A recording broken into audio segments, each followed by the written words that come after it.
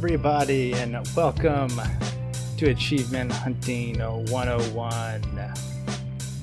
I will be your host this evening, Corey, and with me, as always, live here on twitch.tv/AH101, we have Koosh Moose. Hello, Koosh. Am I supposed to speak? I wasn't sure. Yes. Hello. That's how this works. Okay, moving right along. Big L, how you doing, sir? Live from your brand new house. Happy 3-year anniversary, sexy kitten. Mwah. Meow, jumping the gun a little bit. Oopsie. And last but not least is Foo Foo Cuddly Poof. Woo-hoo. Live from Toonland. How you doing, Foo Foo? What's up, everybody's? All right. Hey, guys, it was 4th of July, so America's birthday this past weekend. You know what it always reminds me of? You know what it always reminds me of this time of year? Sandwiches. It reminds me of Fireworks. our birthday. Mm. Did you know that sometime in the first week of July, we posted a very, very first episode of this podcast? Like, I looked back on Discord, and my very first post says, like, in case you missed it. So I'm guessing it was like at least a day late. And it said July 8th. So it's currently July 6th. So it's basically our third birthday as a podcast. Happy birthday to us. Good job. Exactly. Happy birthday to us. And in honor of that, I listened to a lot of early stuff. I'm so sorry. And So sorry. gathered some statistics, and we're going to put you guys through a little quiz. Oh, boy. And I'm also sorry. I do not implore anybody to go listen to any of that stuff. I do. But episode 0 is our most downloaded episode, and What? it's probably why that's it not a good majorly thing. drops off. Yes, That's most not a normal good thing. people start at the beginning. Yeah, And then We're they 150 some shouldn't. deep now. You don't want to start on 0 They now. should have skipped all the cutscenes and met us at the Probably end. should record a primer. Yeah, so like if you're in Twitch, I have a little intro video I do, and this time I edit it just slightly, and I put Kenny's very opening intro, and he's just like, "Hey everybody, welcome to Achievement Hunting 101. You're My name so is Kenny. bad.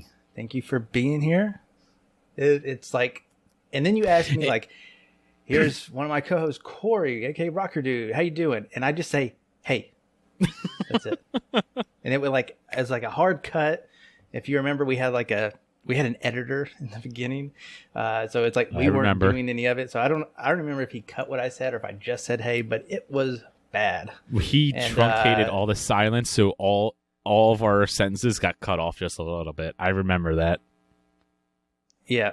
So, anyways, I gathered some little fun facts about our podcast just to see what you guys may or may not remember. So anybody can just holler if you know, and we'll see who kind of has the most knowledge here. So, do you know on episode 0 the very first topic we talked about? Anybody know? Are we raising hands? I think I do know it. You can just yell your name or something. I don't care. Ooh. I'll let you go. I want to say Go L. Hawken. Yeah. Incorrect. That wasn't our topic? That was episode 1. It was on episode 0, and like we started out like we went really in depth in Hawken because we all had just played it, and we were like, we're gonna give you tips and tricks on games and stuff. Like it is gone behind that. We kind of started with a news topic. It was Xbox One X Achievement came Fest, out? or- because we no. Because I remember, I can't remember what it was, but we tried to do show topics where it was like easy gamer score games, and we would just pick, and we each pick one or something like that. Then we would do like a good Game Pass game or something like that, and we would. I don't know. We had so many ideas, but I forget. the very first thing we talked about was Minecraft on Switch. What? We went Minecraft on Switch. That was the Then we talked about first? Hawken. So it was a Nintendo And- podcast. That was basically it. Yes, that was the very first. Yeah, And I never would have guessed that. Switch having achievements was a big deal. it was a big deal. They haven't got any more since then. Ori? It was Boring, but Yes, but I'm just No one it was likes just a that game. joke now. Anyways, Oh, so that was episode 0. Can you tell me, throughout all the episodes, how long did it take before Fufu screwed up anybody's name on the podcast? Ooh, God, it had to have been like first 4 episode. seconds. 15 seconds. Yeah. I think it was about 5 minutes. You introduced the special segment, because we're kind of a variety show. Oh God. You said that coming up next is a segment from Matriarch. I knew it. And Matriarch. Elroy OMG.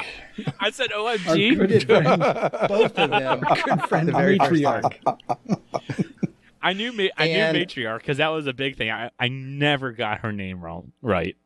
And as I was listening to like just beginning pieces of various episodes, trying to find specific pieces of information, like Matriarch was on a bunch of panels, and I think it was like episode 18 or something, and you said Matriarch, and she was like, "You finally got it right." So it was like 18 episodes where you said her name right or something like that.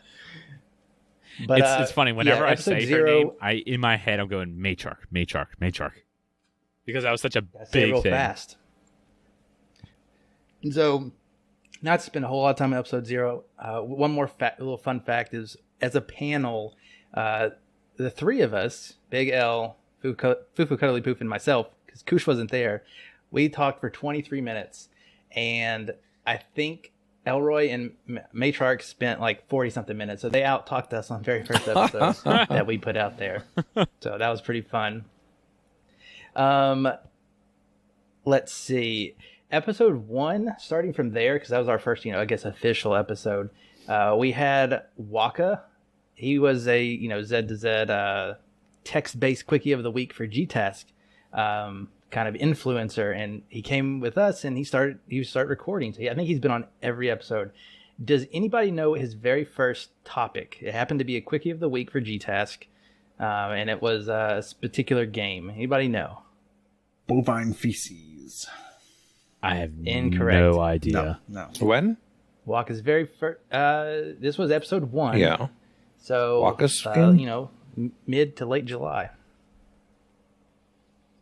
His very first piece of content was over King's Quest. King's Quest. He was telling us how much TA you could get at the time in a short amount of time.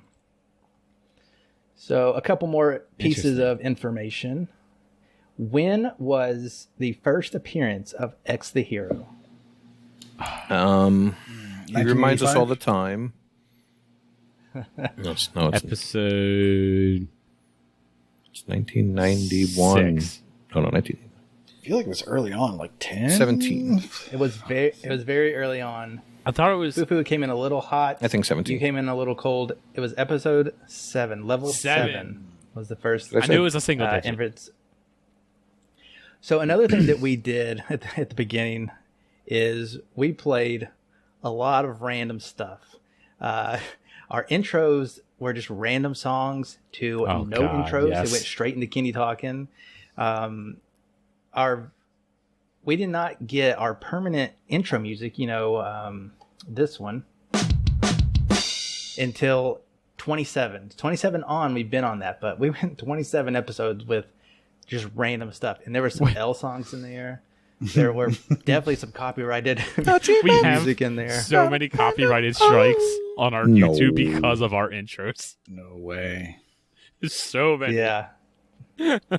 So it took a while, but we finally got there.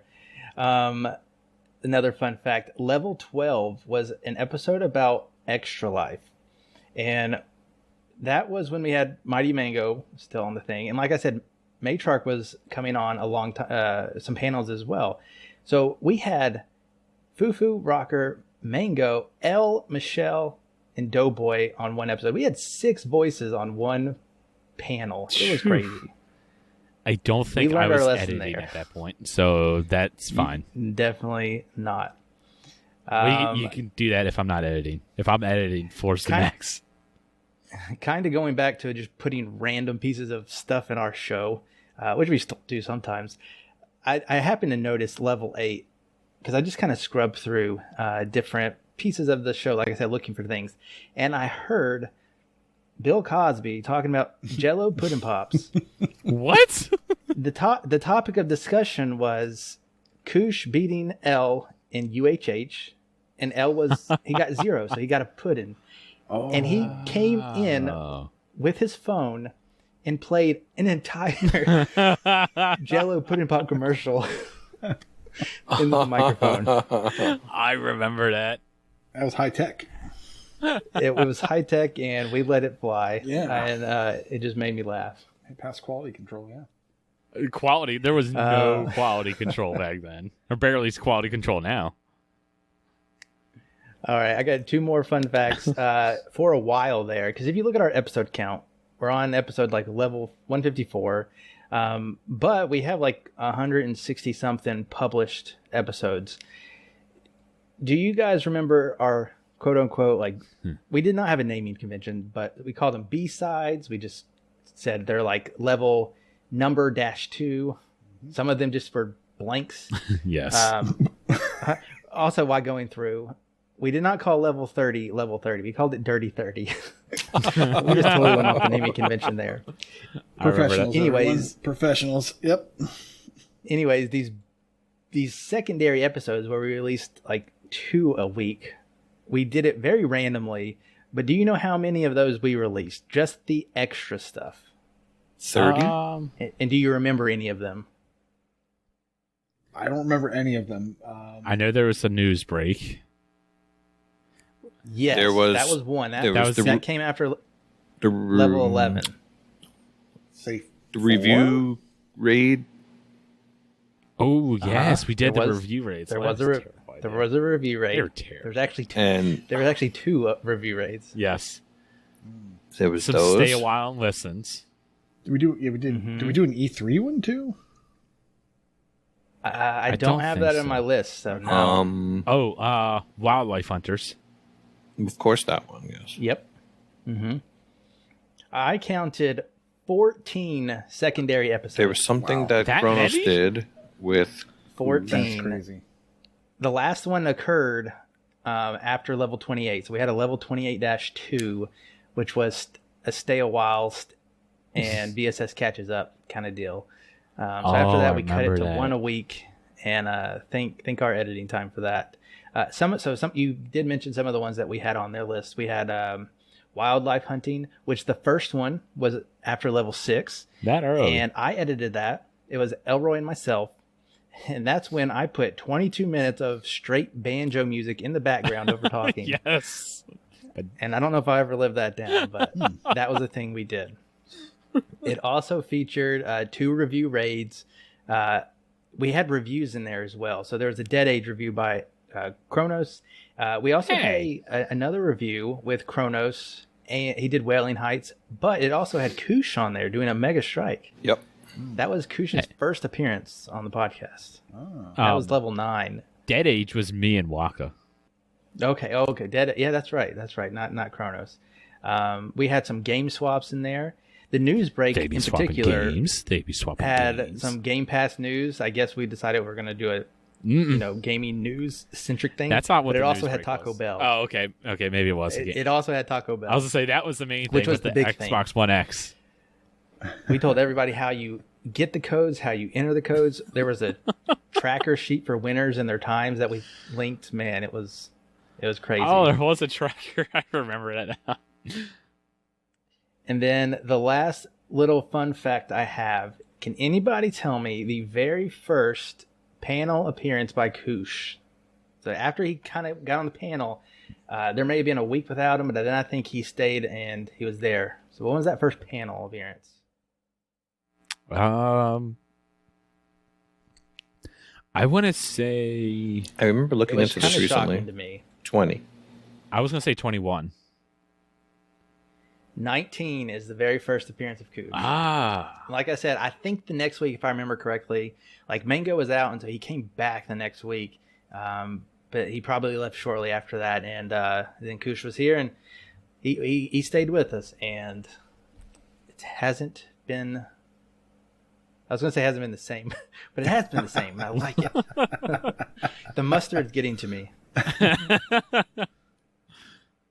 Why did you stick around, That's Koosh? a joke that you had to. That's well, I a joke didn't you know had to I be could around leave. before we recorded. Oh yeah, you can go anytime. Oh, that's a good All question, right, so, Jables. I wonder how many different people have been on the podcast. All right, so I don't want to miss anybody, so we'll just kind of quickly answer that. We'll just kind of go back. So obviously we have us four: Koosh, L, Fufu, and Rocker. We have the VSS crew, which is Elroy and X and Matriarch at the early days. Mm-hmm.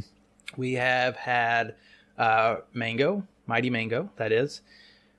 Miss you, Ryan. We had Kronos on a couple of times to do like review content. We have Waka. We have Chewy and Vulgar. We've had Chip on that one E3 episode that was awful to edit.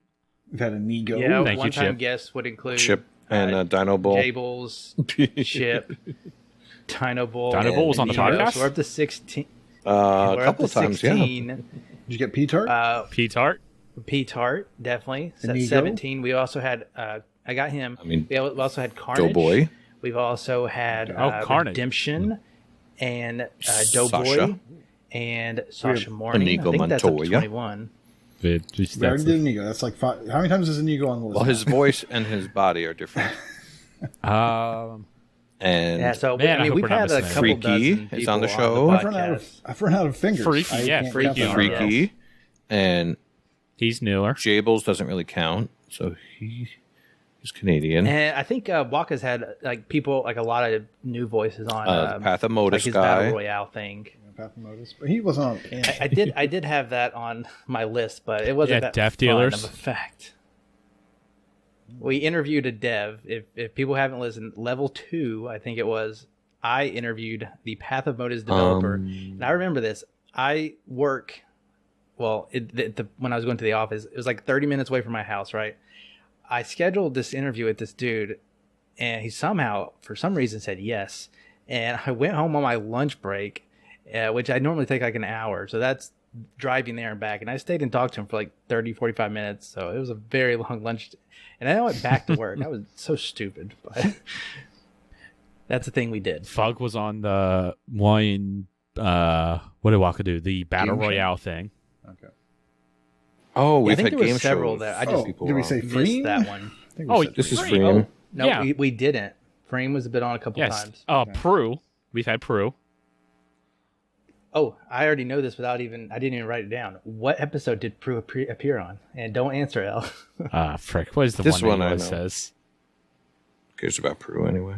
Is it 23? Oh. 24. Kiefer. No guess. 24. I was Damn not it. on there. You were not on there, Fufu. It was Elle, Michelle, Prue, and Mango. And do you remember why he was on episode 24? His first appearance on ZZ was 24. Correct. There was some symmetry. Yeah. So we've had 25 to 30 people, different voices on the podcast of varying quality. I'd be willing to bet we've missed some people too. No comment. We definitely have, and I'm actually I'm looking to do something special with some brand new voices, so that number will just keep growing. So it should be good. But yeah, happy 3rd birthday to us and to you guys. Thanks for listening. I can't believe been you're a still ride. been with us. That's for sure. Thank you so much for listening. Well, that was our show. That was level 154. All right. That was a good show. See ya. All right. Anyways, we do have a normal show planned, so we'll get right into that. Starting with our game showcase. Kenny, you have played some games. What have you been playing, bud? I have been playing some games. Specifically, the games I want to talk about is I've been playing quite a bit of Injustice. Now, For free? yeah, for free. Yeah, totally for free. I totally did not buy it 2 freaking weeks Nice. before it came to Games of Gold. Nice. Totally wouldn't have done something like that. Yeah, I've been playing Injustice. I beat the first one. God, that game was good. That's just another one of those games that's like, why have I never played this sooner? It's just one I've always wanted to, just never have. You could definitely tell that it's an Xbox 360 game. Like, it still plays good. If you don't know, Injustice is basically from the Mortal Kombat people, but it's DC superheroes. So if you like Mortal Kombat games, you're probably going to like Injustice, especially if you like the DC superheroes. And it's, like I said, it's just really good. The first one was on the Xbox 360, so it feels a little dated, but it's not bad. Although I have also jumped into Injustice 2. I haven't finished it quite yet. I've got like 40-ish minutes left. I'm almost done. I'm like 3/4 of the way through the story, and it plays so much better. You could tell that's a newer game, even though I looked it up. It came out 4 years ago, which I actually thought was a little bit older than that. But yeah, really good games. The story on the first one, if you've read the comic books or you know about the comic books, it basically is that. I know the Injustice comic books has multiple seasons. I don't know if Injustice 2 plays off of that, or if that's a if that's a comic book story or not. But either way, like so far the story's really, really good. I'm really enjoying it. If you're watching this on Twitch, I believe this the first Injustice? Yeah, it's the first Injustice.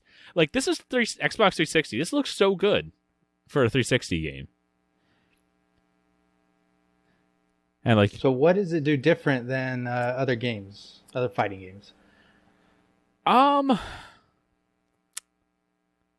don't know. Not much, right? Yeah. I don't remember it doing like anything revolutionary. Yeah. Other than just having a good story. I can't really say that it's doing anything revolutionary. It's just a very, very solid fighting game.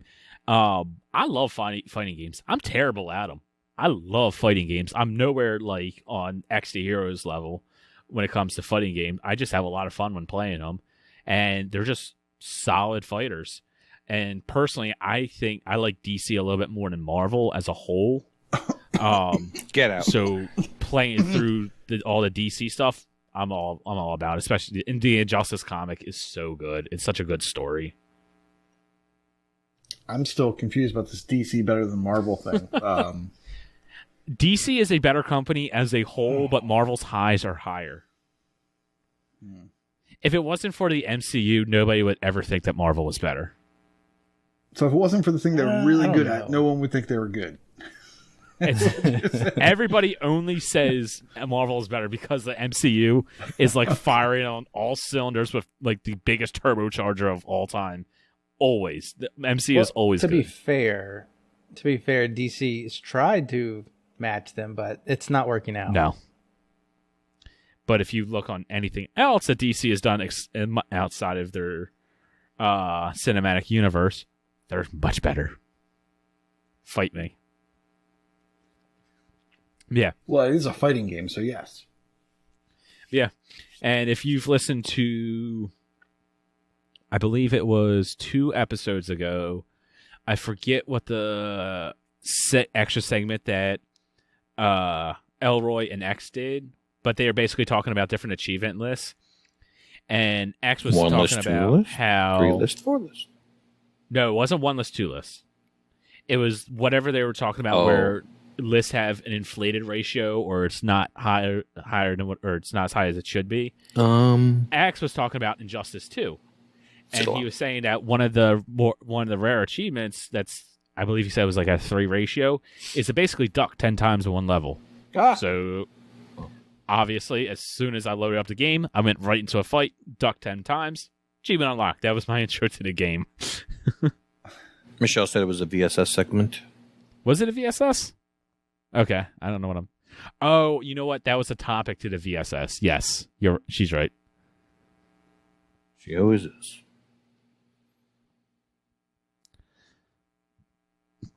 But yeah. So did you get any achievements? I mean, I got a couple in each of them. I believe Injustice 2, I've got 5. Injustice 1, I have 12. So you're just sticking to the story of Injustice 2, right? I remember I got the game. It has some great DLC, but it does this like loot box thing. I just did not care for it. You can definitely see how they trying to artificially inflate the game time, and I just don't think that it was needed. Maybe they did because people have to play their game longer, but that just was not something that was intriguing to me. Yeah, so Injustice 1 is a 80 to 100 hour completion. I know there's like a lot of like, what did they call them? Star Labs things where it's like you got to go in and do like special challenges. I think you have to level some characters up or some stuff like that. The Injustice 2 is a 200+ hour completion for that reason, because it is a lot of RNG. You got, as you level up, you get rewards that unlock special moves. And I know at least Catwoman's, that's what Exe the Hero was complaining about when he was talking about the list.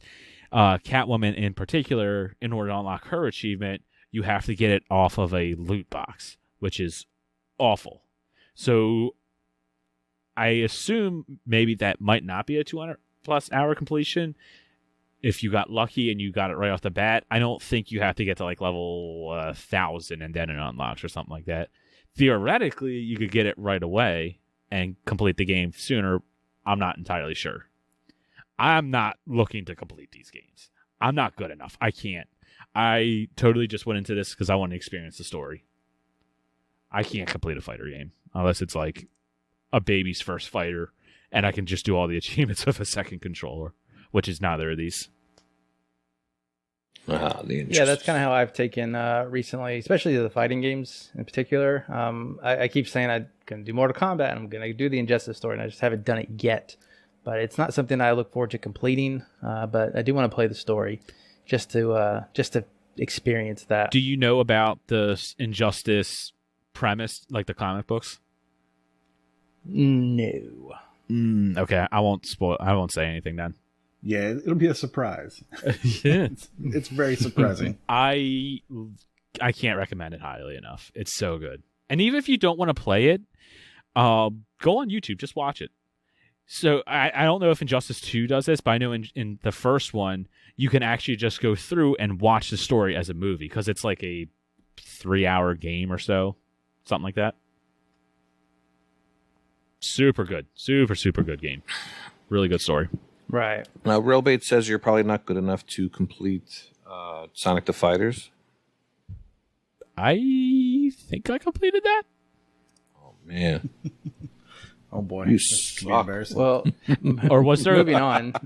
There might have been like Also talking one about achievement on there that I decided not to, because I think it was like an annoying one. Oh, yeah, it's a disgrace if that's true. I I'm just going to save your face right now. Koosh, you played a game this week that I played and was going to talk about, only if I was good enough to complete it.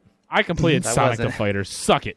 And Sorry, can you tell go me ahead, about that game. That's Koosh. probably the first time that's ever been said.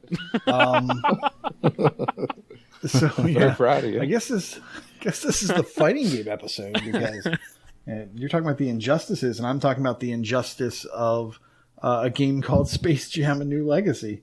So this is based off of a new movie that apparently came out, and I hope you don't have to watch it. Out. Wait, the movie's out? Oh, it's coming out. It's not out yet. Okay. It's not I don't out know. yet. I don't understand how movies work anymore. They either show up on my Netflix or my Disney Plus, or they don't. Do you want the lowdown on it? Sure. We're skipping ahead just a little bit. Okay. So Space Jam comes out in HBO Max and I guess theaters. Who would go see it in theaters? July 16th. I won't raise my hand. And this game comes out July 15th. Oh. But you are playing it early because Game Pass Ultimate members could download it and play it starting July 1st. Exactly. I got this because it was free and it was available to grab, and so that's what I do. The day it's available, I grab it and I play it, and then I forget about it. But yeah, so this is like an old school tie-in game from a movie, but it's kind of the old school beat 'em up. Oh, this looks dope. Wait. Yeah. Did you say beat 'em up? Yeah, it's like a beat 'em Yeah, up. it's a beat 'em up. It's beat 'em up. It's not really a fighting game. It's a beat 'em up. This is like not tell me a you've never heard basketball of that. game? Well, you can beat people up with a basketball, if you want to.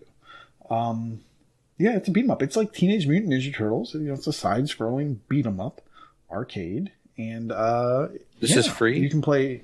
It is free if you pay for Game Pass Ultimate. Sure. If you have Game Pass Ultimate, it's free That's a perk now. right now. Otherwise, I believe it will be free to everybody in the middle of the month. Yeah, I don't know about that part, at but this. maybe. I'm almost positive. It looks like it's Okay. 2-player co-op. Hell yeah. It's Wait, yeah, I think 3-player? it's 3-player. Yeah, I see it, I see it. Co-op. Yeah. Who the hell would be LeBron James, though? That's Right. So you can play as I've heard Bugs is the best Bugs character. Bunny. You can play as Babs Bunny. You can play as... It's not Babs. It's not Babs. not Babs? You're so old. no. It's I don't know. Lola. Who? Lola? Okay. I was just about to say, haven't who's seen Babs? the first movie. Babs is so- from Tiny Toons. You haven't seen Sorry. the first one? Oh man, it's good. No, I'm old. I saw it for the first So, no, time a I- couple years ago. I haven't watched any of these movies, but I have played this game, and in it, you basically go from left to right, and it's your classic beat 'em up, like your Teenage Mutant Ninja Turtles or your X-Men, because X-Men are better than DC. And You're not wrong. And so you can do basic attacks. You can do spin attacks that will reduce your health. There is a ball. I think there's only one ball on the screen at a time. And you can use that as a charge shot. And it can hurt enemies. You can also pass that to other players and allow them to use it. Some characters will actually intercept your passes, or they'll catch your shot and then they'll throw it back. There's a robot that's really good at catching your shot and will just throw it back at you and do damage. You also have a card system in this. Now, when you pick your character, you pick a power-up card that you can use, and that card gets replenished by damaging enemies. I think Tasmanian Devil, Taz, he'll go and he'll do some damage. You have Granny, and Granny will drop food. So you can, when you summon her, you can get some health back by doing that. I think Tweety Bird makes you fast. And I think I just got an Elmer Fudd. I think Elmer Fudd drops gems. Wabbit but season. You'll get more cards by beating enemies as you go through. So I just beat the first boss. And got a brand new card from that, and I think there's 4 more card slots that you can get. You are going to have to play this game a couple times. It's not difficult. You can basically just dodge the enemies pretty easily. If somebody's coming up from behind you, you just move around and attack the other side. So it's not terribly complicated. There is a really easy way to pop this, the first achievement, and get it on your card in no time at all, and that's to plug in a second controller and fire it up. I think that's something that Corey did.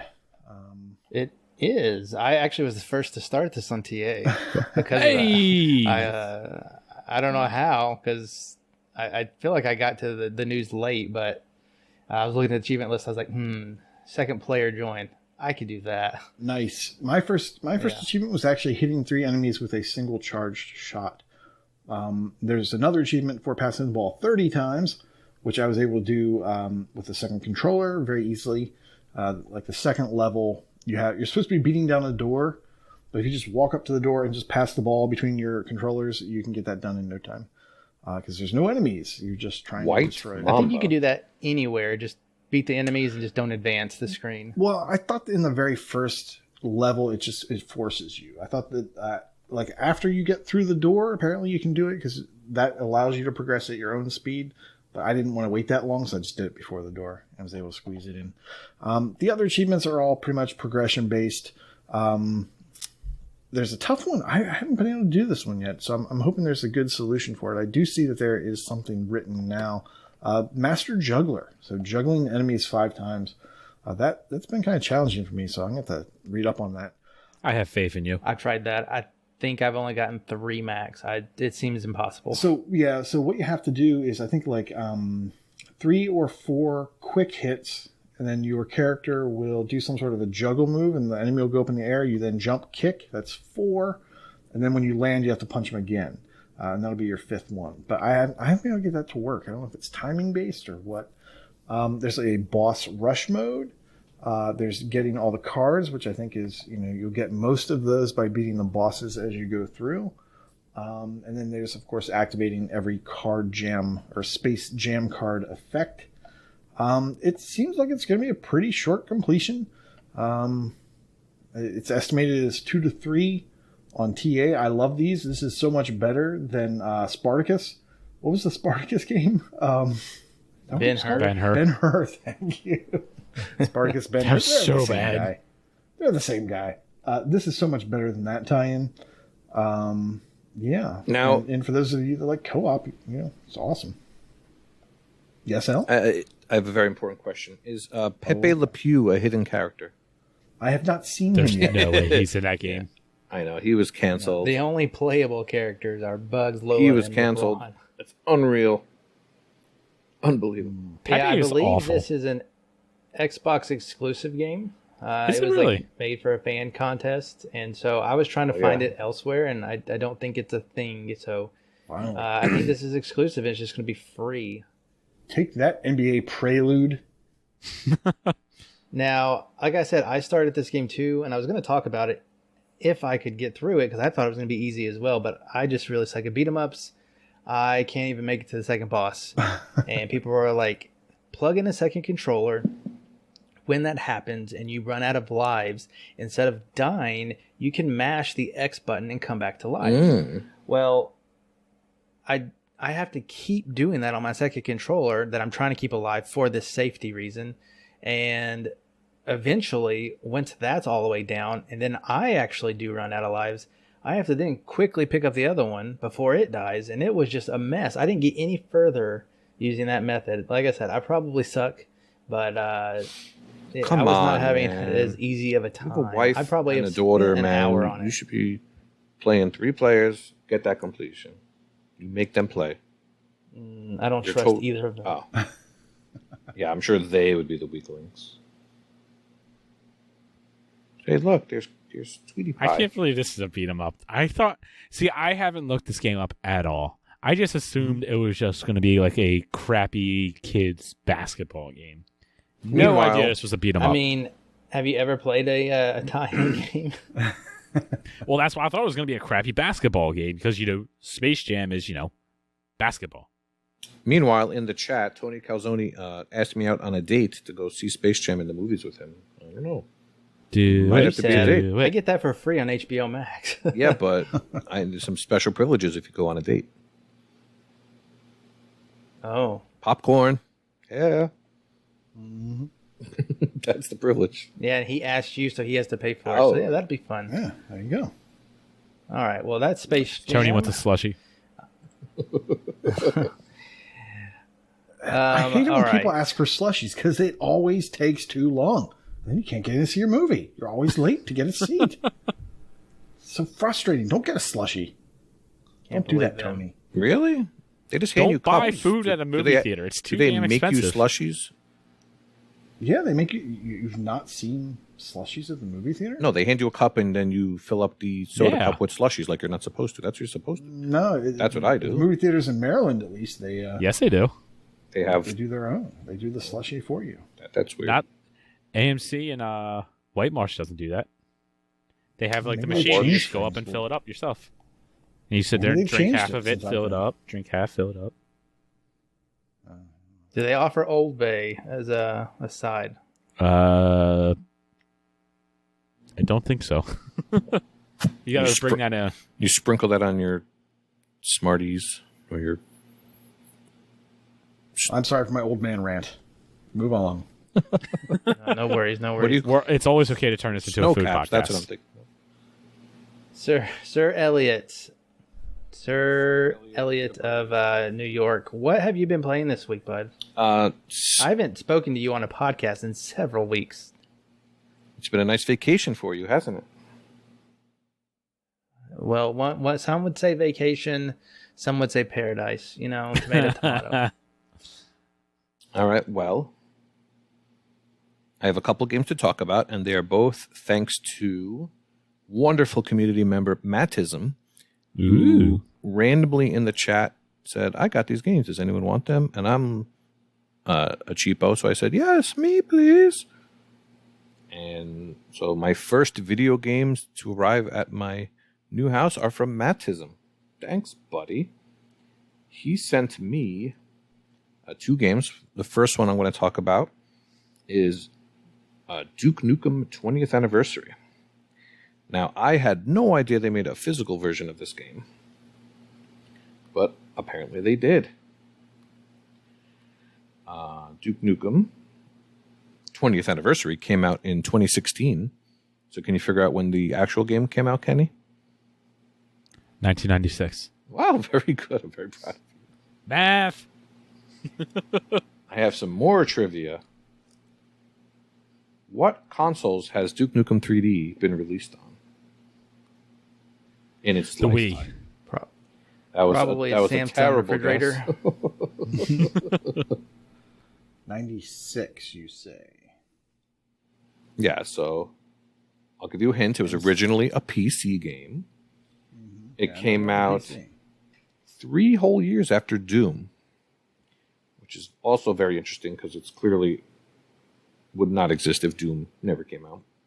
I feel like it was on the 64, but There was a Duke Nukem 64 in 1997. Very good. I know anybody in the nothing chat about this answer? game. Let's take a look at the chat. I know of Duke Nukem. I know nothing about it, though. Everyone's talking about Duke Nukem Forever. I will get there afterward. So, Duke Nukem was also on the Saturn, and there was an Xbox 360 port in 2008, which was the first version where you could rewind if you die, so it was very nice. So, I completed that one several years ago. I went through the whole game because you had to. But now, for this lovely 20th anniversary edition, you do not have to go through the whole game. Because what I decided to do was play for achievements and not for fun. You can use cheats. Boo. So, in old school PC fashion, you could turn on God mode, you can turn on all weapons, you can turn on all items, and you can turn on no clipping. You can walk through walls, which is probably the most fun thing you can do. Yes. And that's how you can get to the exit. For a little background, if you don't know about Duke Nukem 3D, it is a first-person shooter. And what it did that Doom didn't was have a protagonist that had some actual charisma to him, some life. He spouted many, many quotes, some of them dirty. There's strippers in the game. Just a lot of fun. Very wholesome for the family. lots of blood. Every time you kill a boss, you basically do a fatality on them afterward. So the level design is okay, but what you're really playing for is just absolute lunacy and craziness. As far as the achievement list goes, there's a wonderful walkthrough on TA. I'll tell you what you have to do. You go through all the levels, but you can just load up any level you want. So you can just load up the last level and do it that way.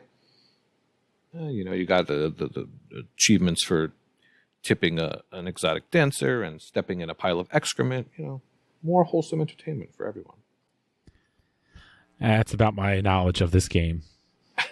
I just know it's like a adult first-person shooter. That is basically. I didn't know anything about this game until you mentioned the stripper thing, and then I had to look at TA, and I've played this game. I beat it. What? Wow. Well, define play. I mean, I used cheats, Of but course. Clearly. Well, even with the cheats, you still have to do stuff. Well, if you're just clipping through walls, you just walk, this direction and go through the wall, get to the exit, done. Do you recognize this game from the video footage, Corey? Did you use a video guide, Corey? I or don't did you know. actually- It looks like that Windows, I don't know, 95 3D wallpaper game. Was that Doom? It's not far Wallpaper off. game. It's not far off. I mean, it's impressive for the time, I'm sure.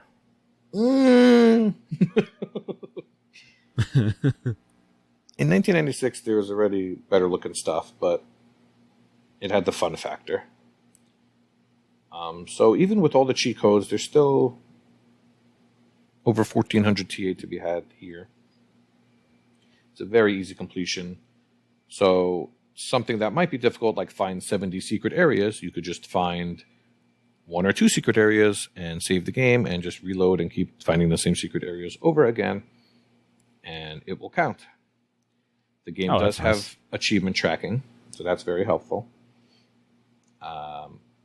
There's one grindy achievement to kill 1,000 enemies, but there's a spot in the walkthrough you can boot up as well to kill a bunch of eggs. You just keep reloading and killing them all. So overall, Duke Nukem 3D 20th anniversary is a fun time. I believe it goes on sale a decent amount. I don't think I would pay $20 for it, but something like $5 or $7. I might be getting it confused with another Duke Nukem game, but is this the one that was awful when it was released? Yes, that's the one that they were mentioning in chat, Duke Nukem Forever, which was in development for over a decade or something like that. And it finally came out on the 360. And I don't think it was awful, but people expected a masterpiece when it's 10 years delayed. The loading time was very awful.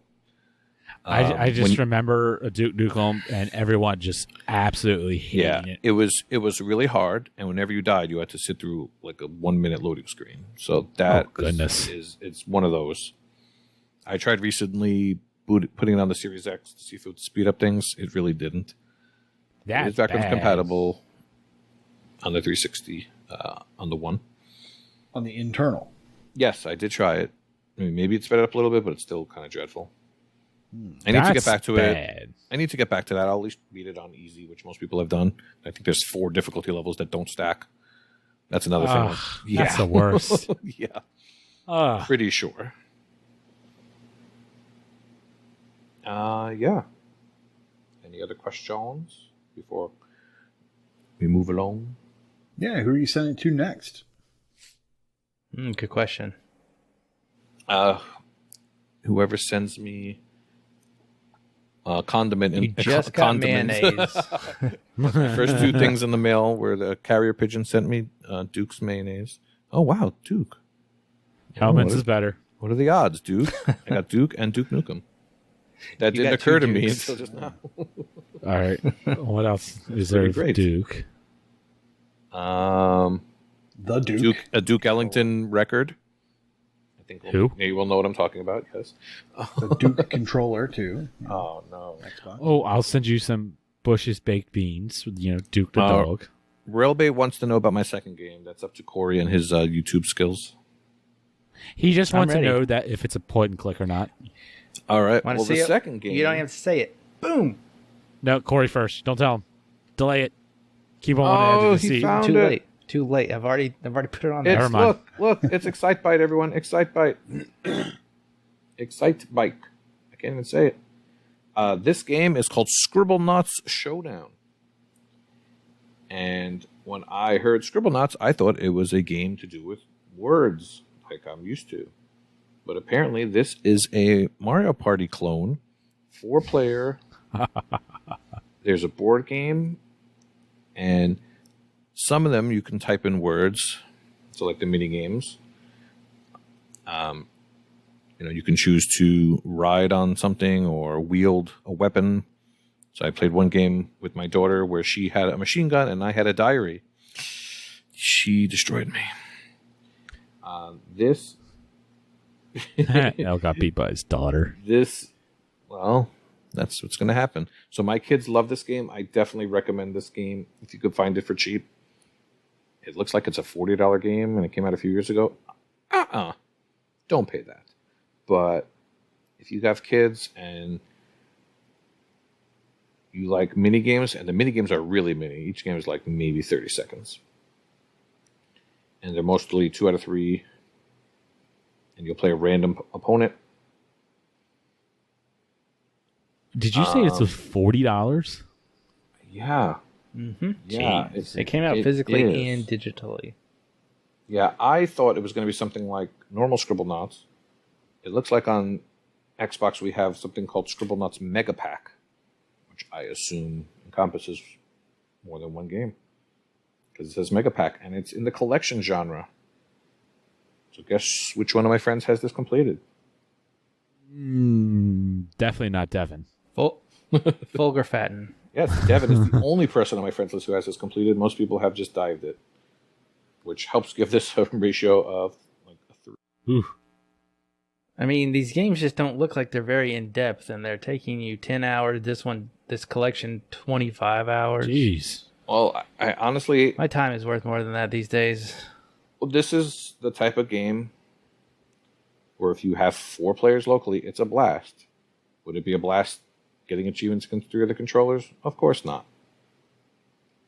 But I have to recommend it based on the merits of which we have played. Family of 4, we all enjoy it, and nobody's skill level made it that they would lose. So, and in Mario Party fashion, anybody could win based on where you land and stuff like that. You're in it until the end. I really didn't look at the achievements too much because I was playing this one for fun and not for achievements. But just in messing around, I wound up with 12 of the 26 achievements. So I imagine that you can just cheese all of it, let yourself win and do stuff. Oh yeah, most of these are just for completing a 15-round match, a 25-round match. All right, yeah, we've been doing short matches, so if you do long matches, the achievements will fly. Well, there you go. I wonder if Mental Knight has this game because it's in the party genre. Party. Well, Yep, he has completed. speaking of more games played for fun, that's what I did yesterday. Whoa. So we got a code to play Operation Tango. So Kush asked for the code. He got it, and he invited me to play this game with him because it is a multiplayer game only. You can't play this game single player. I guess there's matchmaking. I'm not sure, but anyways, the shtick of the game is akin to We Were Here. So what Kush has seen on his screen and what I see on my screen are completely different, and we have to work together to solve puzzles and get through the game. Now, We Were Here, I cheated the game, right? I played with Elroy. We got through it as quick as we could. Not fun, super fun experience, right? Because we're not playing the game as intended. Had I played it, maybe it would have been like 2% better, but still, it would not have been great.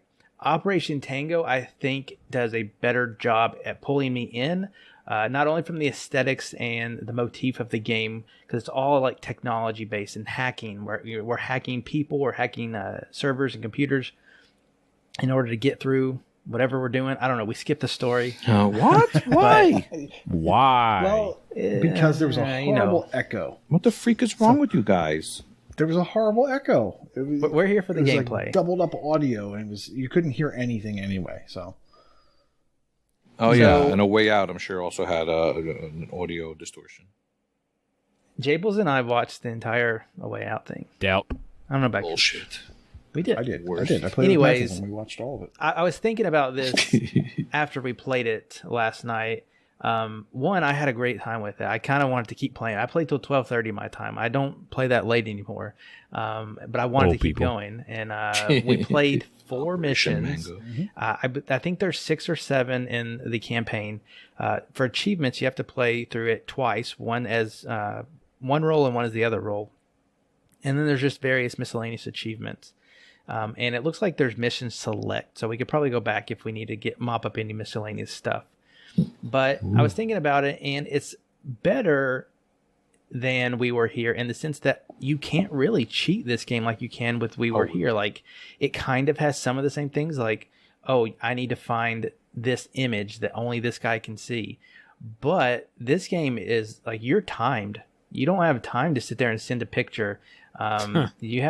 You have to be fast, otherwise you fail it and you just redo it. You're not penalized too much, but it will change on you. So there's not a lot of benefit of even like somebody watching a Twitch stream with a 30-second delay.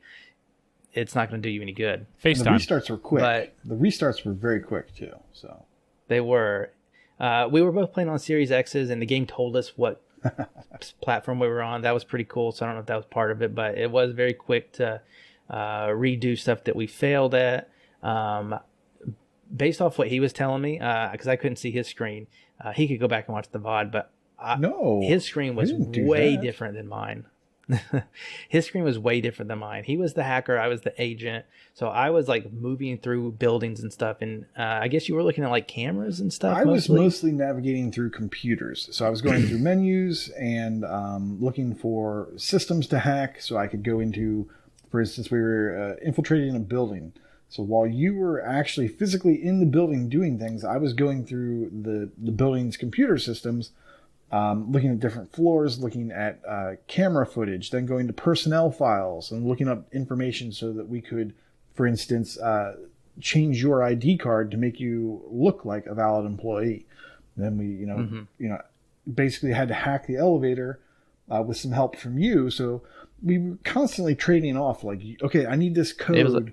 Find this code somewhere for me. It's an IP address so that I can hack into this thing. And then you would, I'd get that and I go do a thing. And then you were dodging some drones, for instance. Now, I couldn't see where you were, but I could see the path of the drones. And then I could describe the rooms and say, okay, we'll go into this room. Now wait, okay, now go and go right and then go straight and go left and go right. So yeah, it was, you definitely have to communicate. Interesting. Yeah, it was a lot of back and forth, which I kind of liked because you don't have to rely on one person. It was a lot of communication, and some of it was kind of hard to figure out. Like it did not hold your hand in some of that stuff, but we eventually figured it out through, like I said, 4 missions. We got through probably half the game, if not a little bit more. I'm looking forward to getting back to it and playing the other side. Right now, there is a bugged achievement. A collect all achievements achievement, of course, but it is already being discussed and probably like a fix put in. So I do imagine it will be completable with no problems there. One thing that this game does that, most games like this do, like A Way Out, It Takes Two, is that it has a friend pass. You can download a free version of this game. And if you and your friend both download the friend pass, the free version, you can actually play a mission together to see if you like it, which is kind of cool. That's cool. If one of the friends owns the full game, you can play the full game with the free version. Obviously, I can't guarantee you that you won't get achievements. I'm pretty sure you won't. So that might be a hindrance to you, but it is an option for you if you just want to play the game with somebody else. So, question on that, also because Tony Calzone's in chat is saying that this sounds awesome and he wants to buy it. How much is it? That's a good question. That's an excellent question. If I had to guess, I would say $20. It is $19.99. Now, well, I guess you could theoretically split it with someone else, but would you buy it for $20? So if you were game sharing with somebody, you could split it with that person, because that's how game share works. And you both could get achievements. I think at $10, if you were game sharing, I think $10 per person is not bad. Yep, we played for 2 hours and like 45 minutes, and we probably have at least another 2 hours to go to finish. At least 2 hours to go to finish the campaign, and that's just one way. It's completely different on the other side of the game. So I'm interested in seeing the hackers. I'm getting Perfect Dark vibes. I don't know why. Well, it definitely has that spy motif, which is, for me, what's better than We Were Here. Although We Were Here was kind of spy-y, sort of. This is all in on the spycraft, and it's very good. It's very well done. It's very good looking. So the animations are great, and just the variety of stuff you're doing is pretty cool. Now, some things are really obtuse. Like, you have no idea. Like, we were doing a very hacking heavy level at the very end when we're tired. Corey doesn't normally play at 12:30. I don't normally like to play games where I have to communicate at like 1:30. So we're trying to navigate this hacking heavy section, and it was just we're trying to describe. There was no downtime in it either. You guys played legit as you could? Oh, yeah, we played legit. There was one time where I looked at the screen because we were doing like a mastermind type puzzle. And so you looked at Twitch. So I did look at Twitch. It was a little bit delayed, and I saw 4 digits. You didn't tell me that. Yeah, I wasn't understanding what Corey was talking about, so I looked at the thing and I saw the codes, and I was like, "Oh, it's 1001." Mastermind is try this. So, but yeah, it's a good movie. We had to describe these interfaces, and I don't see what he's seeing. I could have, but I wasn't, and he definitely couldn't see what I was seeing. So we had to describe these things, and it was just like, I don't know. Like, I need you to get the right meter down too, and to match up the left meter. And he's like, but I can't do that because if I go to that block, I'm like, I have no idea what you're talking about, but this thing has to move. And so he starts doing stuff. I was like, okay, it moved. Now stop it. And so, yeah, there's a lot of hilarity from that. Yeah, Okay. there's on Twitch right now, like you're seeing two people's gameplay, and one person has a grid, and that grid, you have so many tiles that you can place, and you can see the other person as a dot on the screen. Well, you just need to get them from platform to platform because that's safety, and then eventually get them to the end. Well, what you can't see is that there is like a laser beam coming through, and you just see your tiles start to disappear.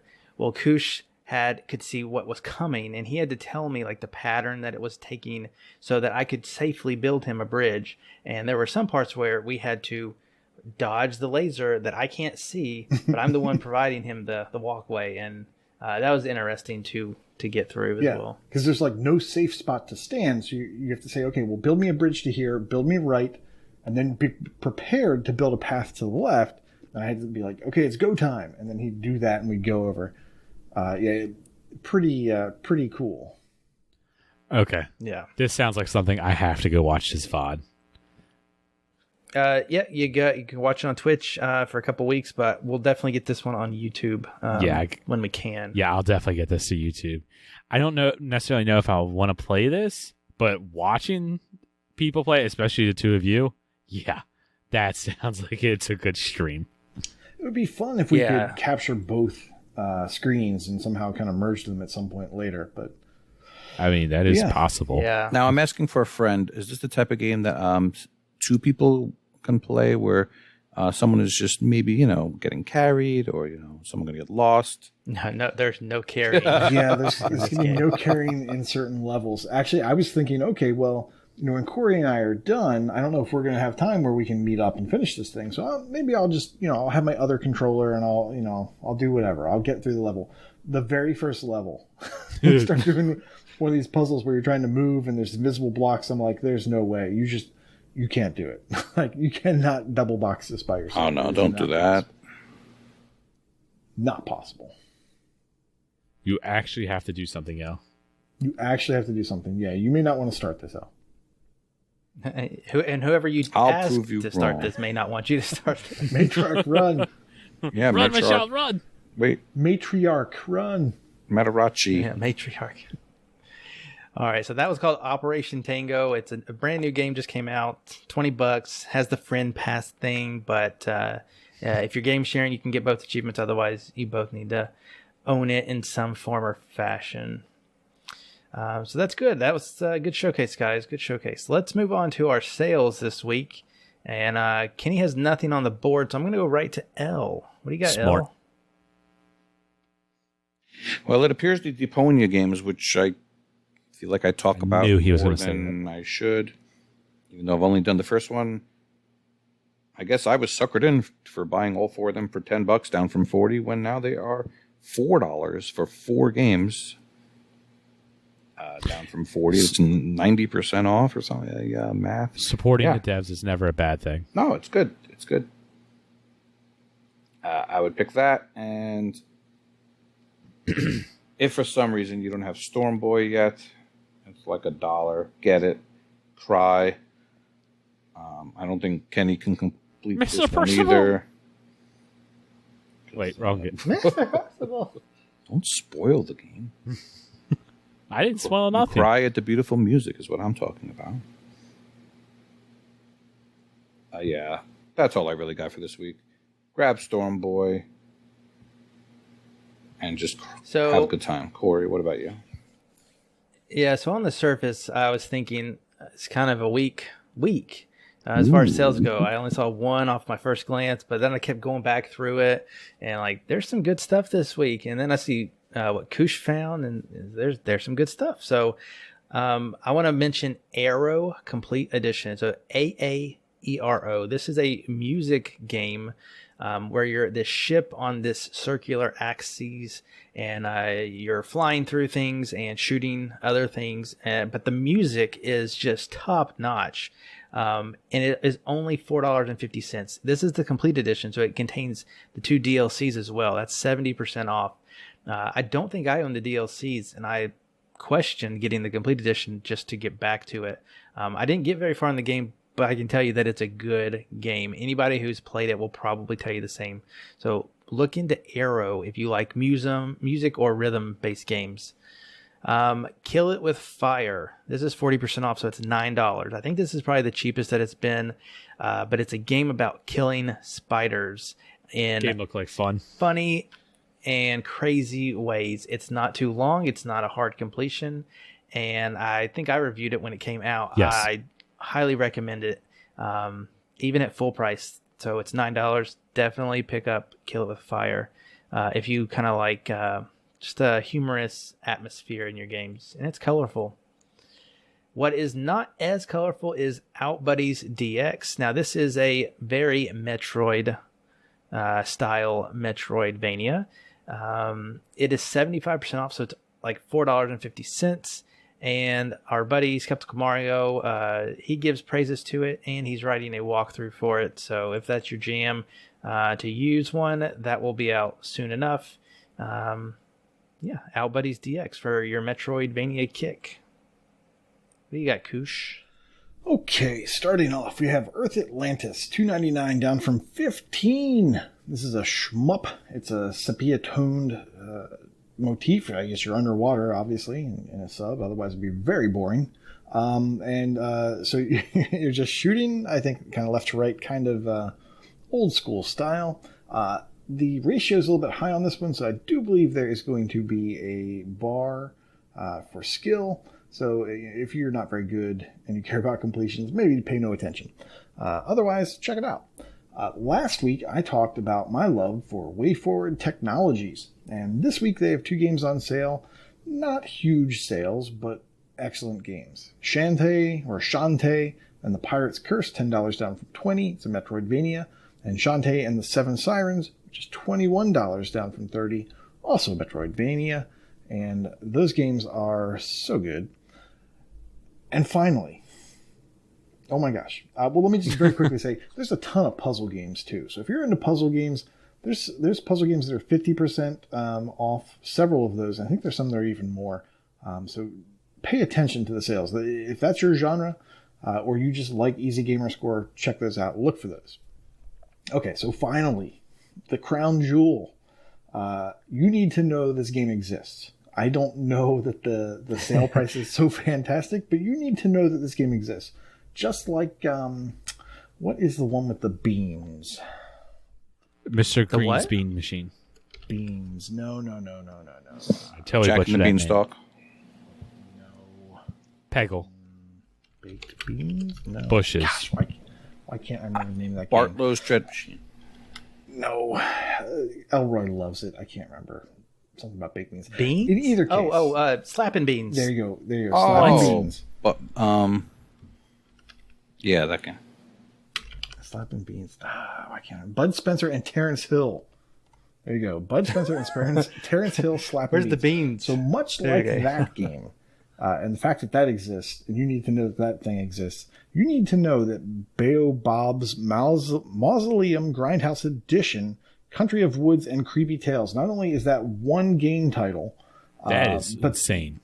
yes, this thing is crazy. It's $12 down from $17, and you just have to know that this thing exists. You have to go watch some footage on this thing. It is all over the place. It's some of it's a point and click, some of it's a first person kind of shooter walker thing, and this game is just all over the place. And my gosh, if you are into obscure games and just weirdness, you need to check this out and see if you're going to jump in on it. So, Oh, look, it looks like Duke Nukem yes, it's just like Duke Nukem at times. So yeah, Just like and if you check the hype video that's out on YouTube, there's a lot of interesting outlets saying very interesting things about this game. So, well, there you go. I just wanted people to know it exists. I don't think the sale price is huge, but wow. Thanks, Kenny. You're welcome. Kenny has subscribed to the Twitch, which everyone should do for a chance of winning something cool after the show. Yeah, normally I like to repeat the game titles, but I have no idea I've already murdered it. Bub. Baobab's Mausoleum Grindhouse Edition, Country of Woods and Creepy Tales. There you go. Baobabs. Yeah. Baobabs. Baobabs. I don't know. That'll get it for you. All right, since you didn't have any sales, Kenny, why don't you tell us about the games with gold for the month? All right, games of gold. First Xbox One game, Planet Alpha, that is available all month of July. It's a platformer, 6 to 8 hours. I know nothing about this. Next game, Rock of Ages 3. I'm so excited that this was coming to games of gold. I got screwed with Injustice. I didn't get screwed with this. I almost bought this game a few times. I played the second one. I think I played. Yeah, I think it was the second one. So much fun. Platformer, tower defense, strategy game. It's bonkers. If you know Elroy's sense of humor, that's this game. I know he also really, really enjoyed this game. It's just dumb, fun, dumb story, in quotation marks. I can't wait for this one. I highly recommend you download and play this one. On the OG Xbox side, Conquer, Live and Reloaded. That is available from the 1st to the 15th. It's, let's see, what's this say? Remake of the 2001 N64 game, PG-13, but much better controls. Okay, I don't know this game. And then Xbox 360 game, Midway Arcade Origins. That's available July 16th to the 31st. It's in the collection, 6 to 8 hours, hard achievements. And it has some games like Smash TV, Joust 2, Sinistar, APB. Yeah, if it's not obvious, I don't know this game either. I know, Elle, you were talking about this game last week. Yeah. I want you to stream it. I want you to stream Midway. Why?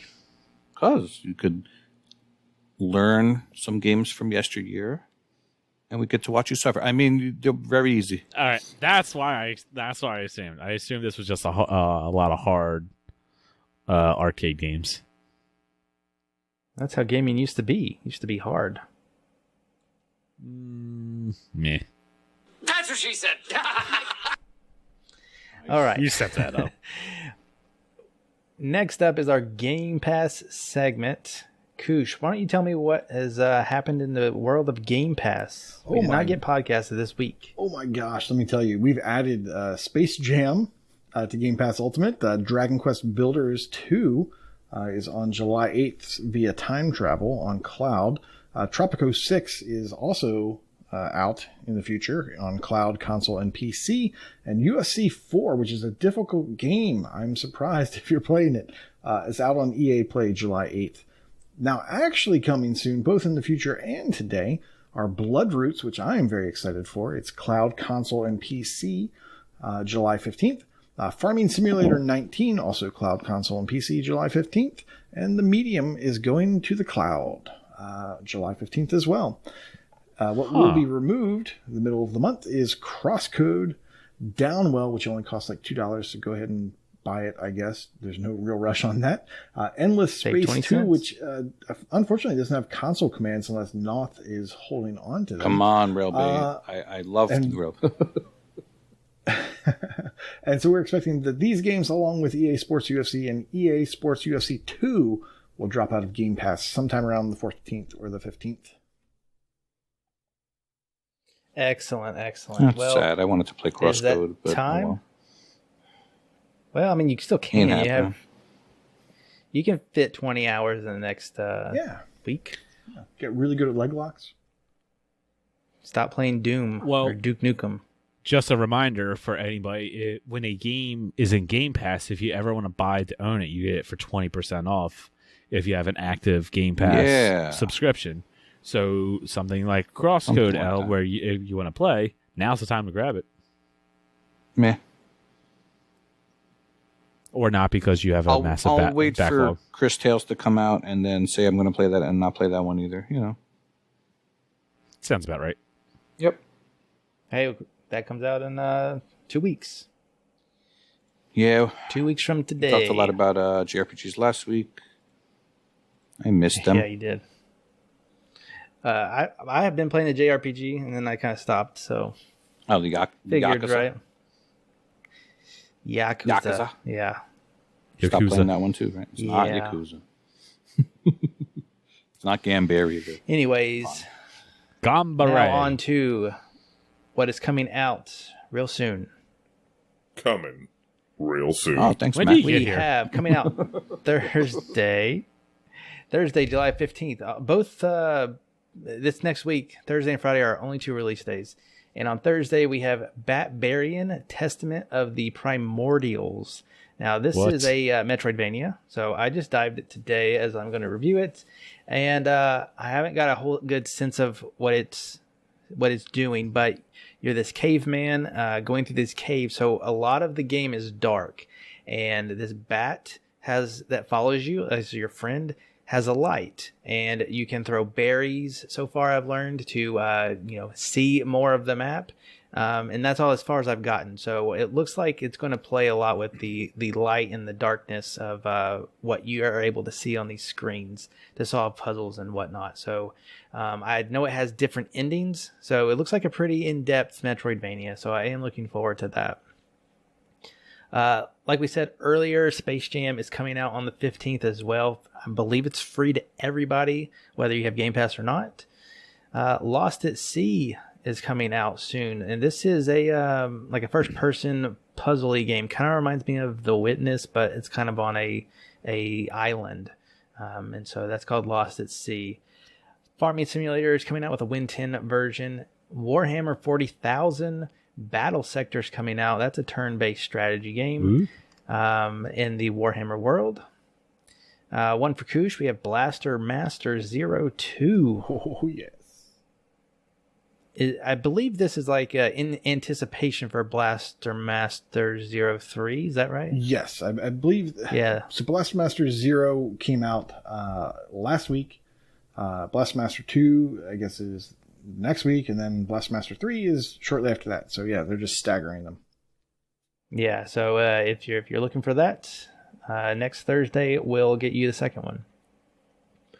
On Friday, July 16th, we have Wizard.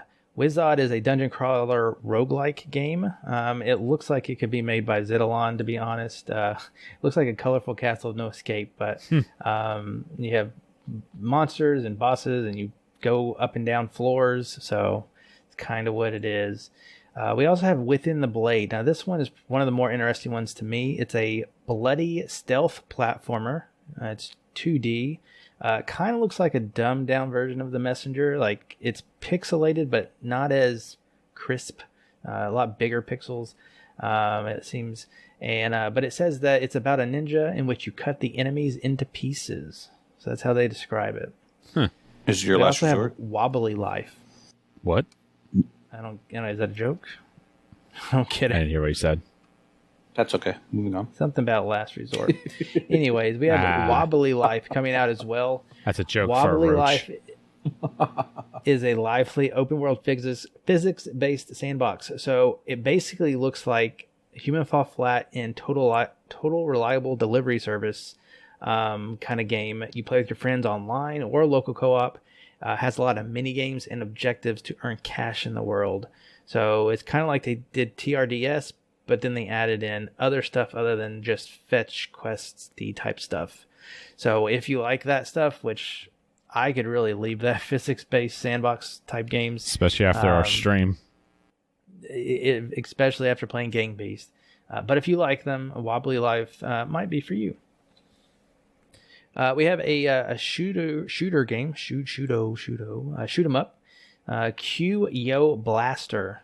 The weird thing about this is it looks like, your standard sideways shoot 'em up. It might change. I'm just looking at one screenshot. It might change kind of different the way you go, but it has some weird stuff in it. Like the thing that I'm looking at in the screenshot is like what is that? Is that a guinea pig with a rocket on its back? That's what it looks like to me. And you're also, I've seen a girl shoot like missiles out of her head. So it's very weird and peculiar. But that's a shoot 'em up game called Q-Yo Blaster coming out as well. F121 is coming out. I really don't have to go into that. And then a very, very old school looking game called Restless Night comes in. It looks like it's a bullet heli type game, but it looks like it was made on, I forget the name of it every single time. It's a really old game system. I used to have one. Amiga It was a Spectrum. TV with a built-in controller, had cartridges, and each cartridge has its own screen overlay that you put, a physical one that you put on the thing. I have no idea.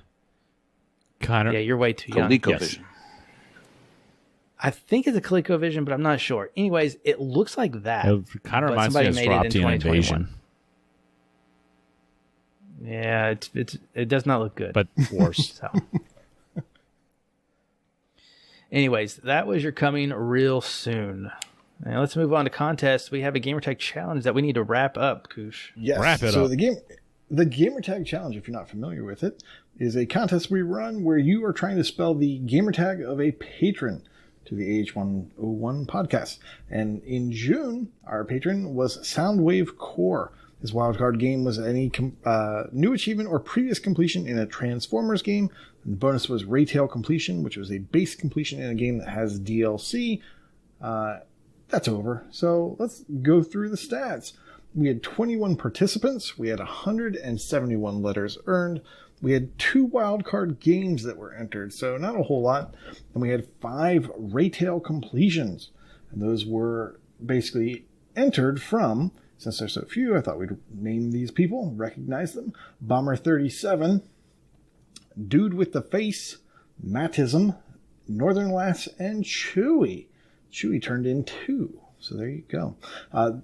In total, we had 258 draws, and our winner, with 24 draws, is Northern Lass. Oh! Yeah, she is a Last consistent force to be reckoned with in the Gamertag Challenge, just so you know.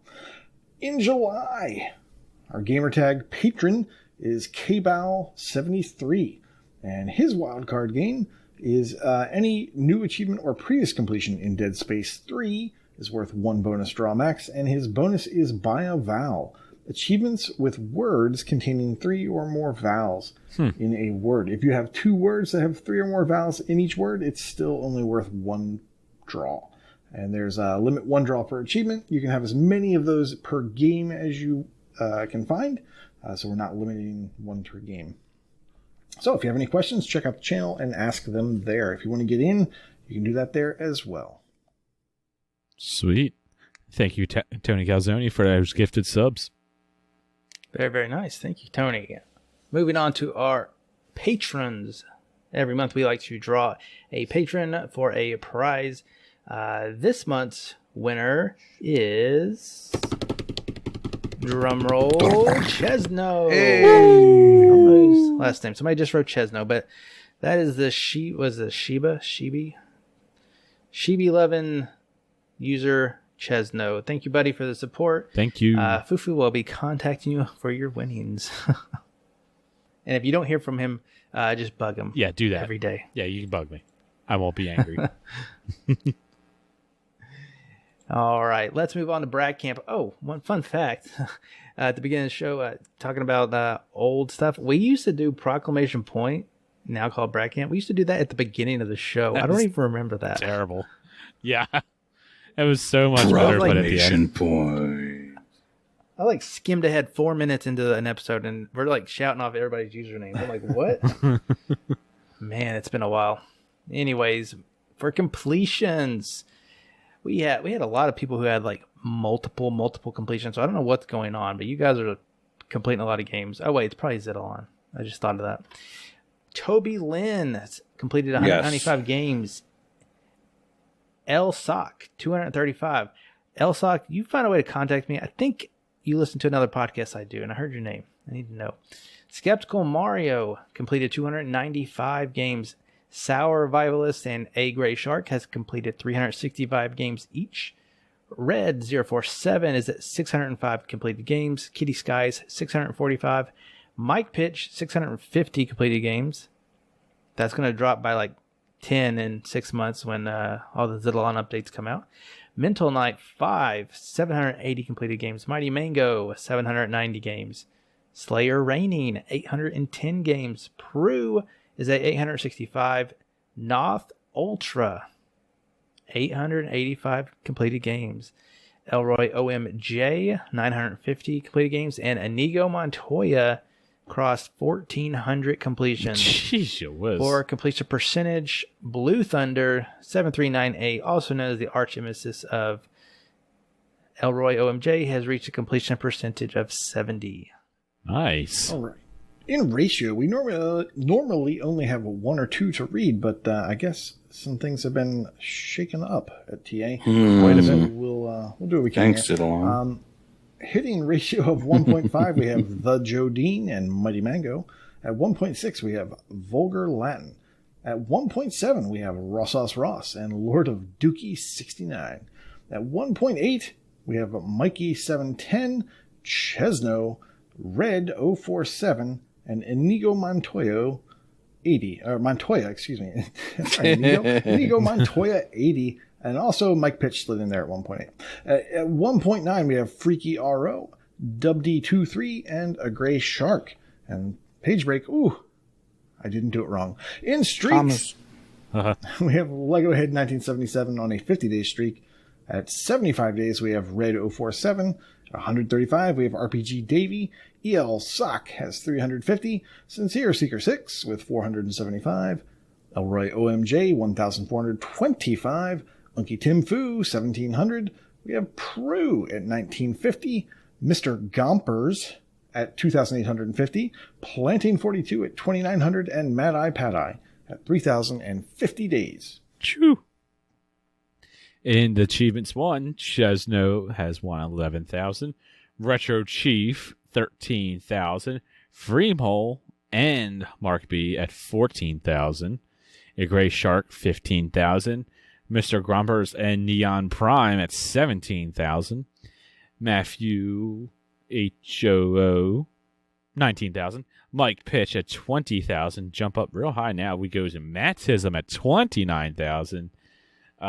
Nutty Ray at 31,000. And Slayer Reigning, like rain as in King's Reign, good name, 34,000 achievements. In gamer score, Dude Be Wolf 3, 450,000 gamer score. Gray Shark, 550,000. Oz Buffniak, 600,000. Kitty Sky, 750,000. Red 047, 850,000. Raw Sauce Ross, 900,000. Slayer Reigning again, 1.15 million gamer score. Noth Ultra, 1.25 million gamer score, along with Jimbot UK, who's also reached 1.25 million gamer score.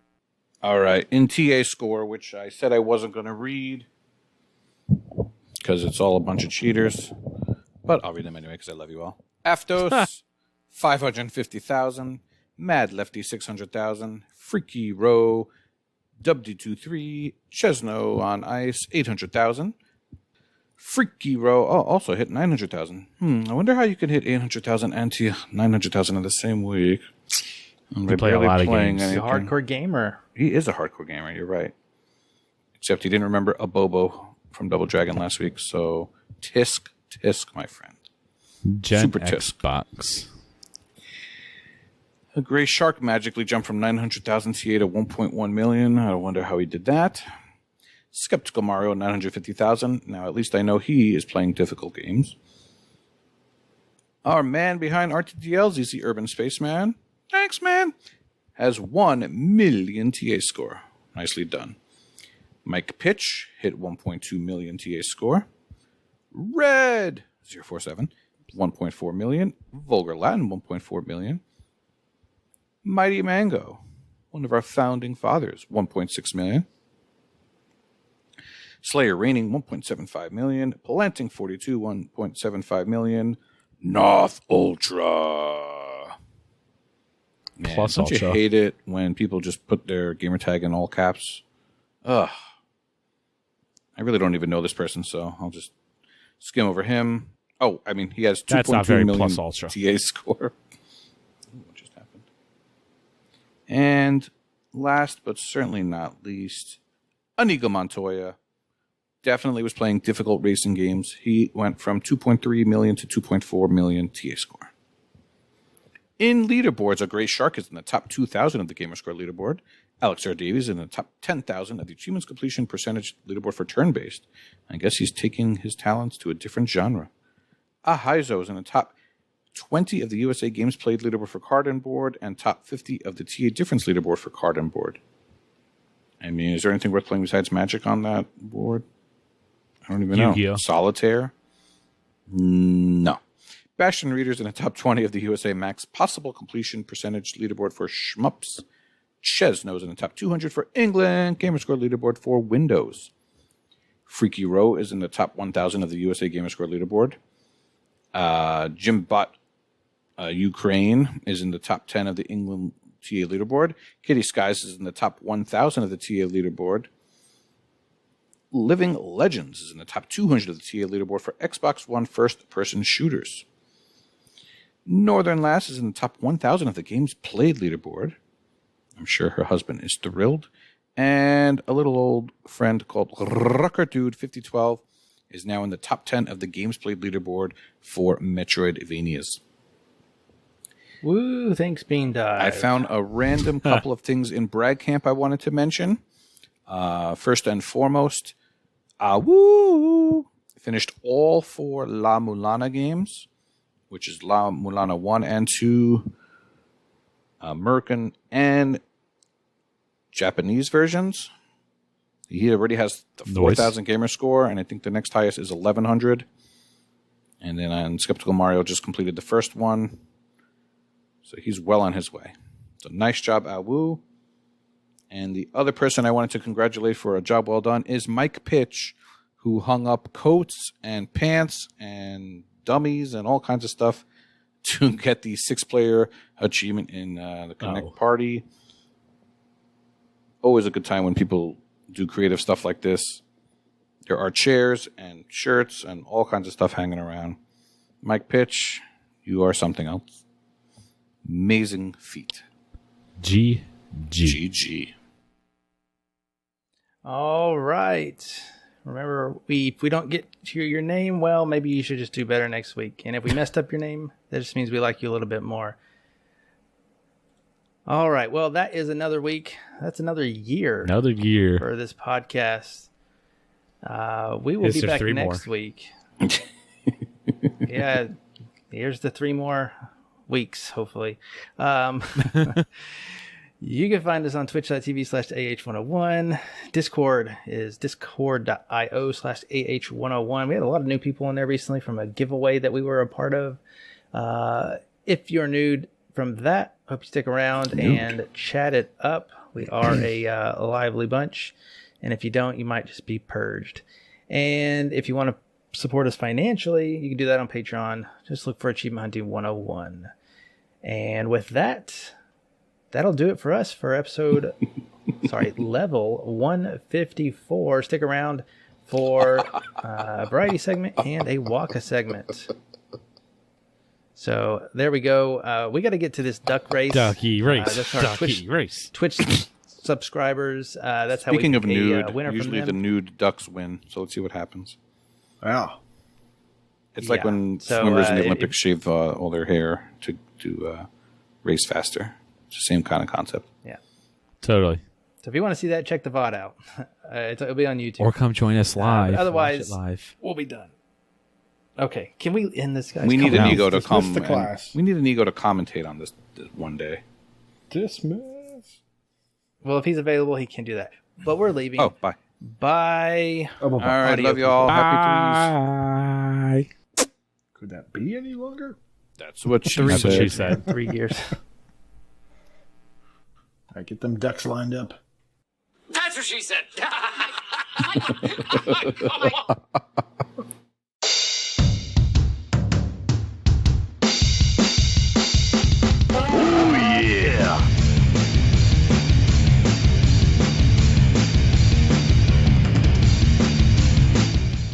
Do you want to do the pre-intro? We're gonna pre? Yeah, pre-intro. Well, there's usually a little bit that happens before it actually begins. Like, hey, this month we're going to talk about some cool stuff.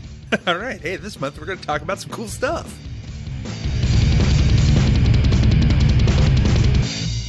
Hello and welcome back to the VCCCW. Yes, we are still holding together. Holding strong. Myself, Chewy on Ice, and with me, Vulgar Latin. And we're here to talk about what happened last month in the VCCCW and what we're doing this month. We've got some exciting things planned, but let's talk about, first of all, working on our differences. Yeah, so we went into couples therapy, all 67 of us, and we managed to get a very interesting number, 523,333 TAD collectively.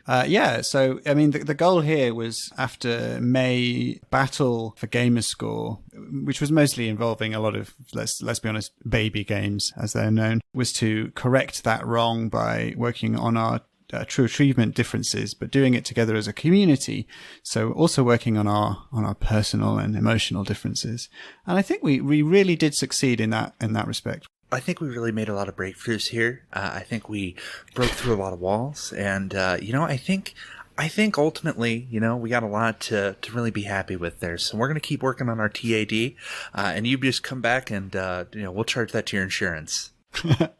Yeah, and as you said, it was 67 participants. Now, that was everyone from the Empire and the Rebellion.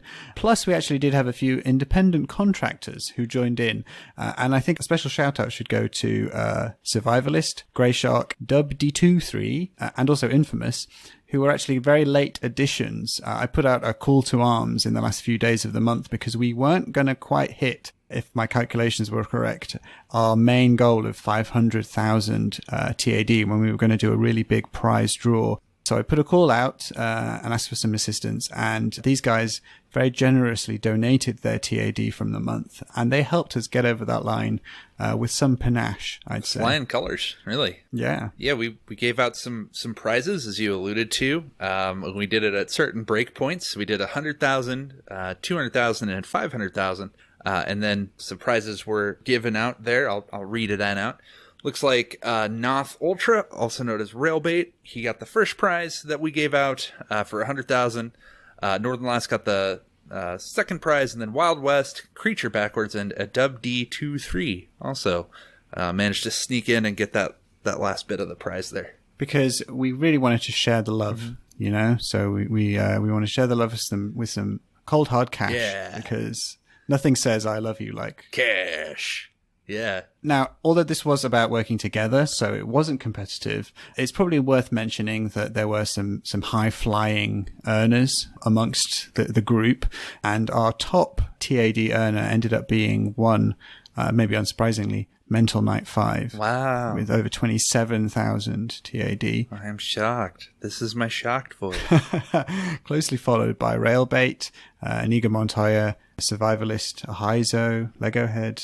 Those guys were probably our biggest contributors for the month, so thank you for your service. And we also did some rebuilding with Lego 2.0, and we also decided to include Lego Forza because it was fun. Why not? In that, Chesno went completely brick crazy with 5,015 gamer score in only Lego games.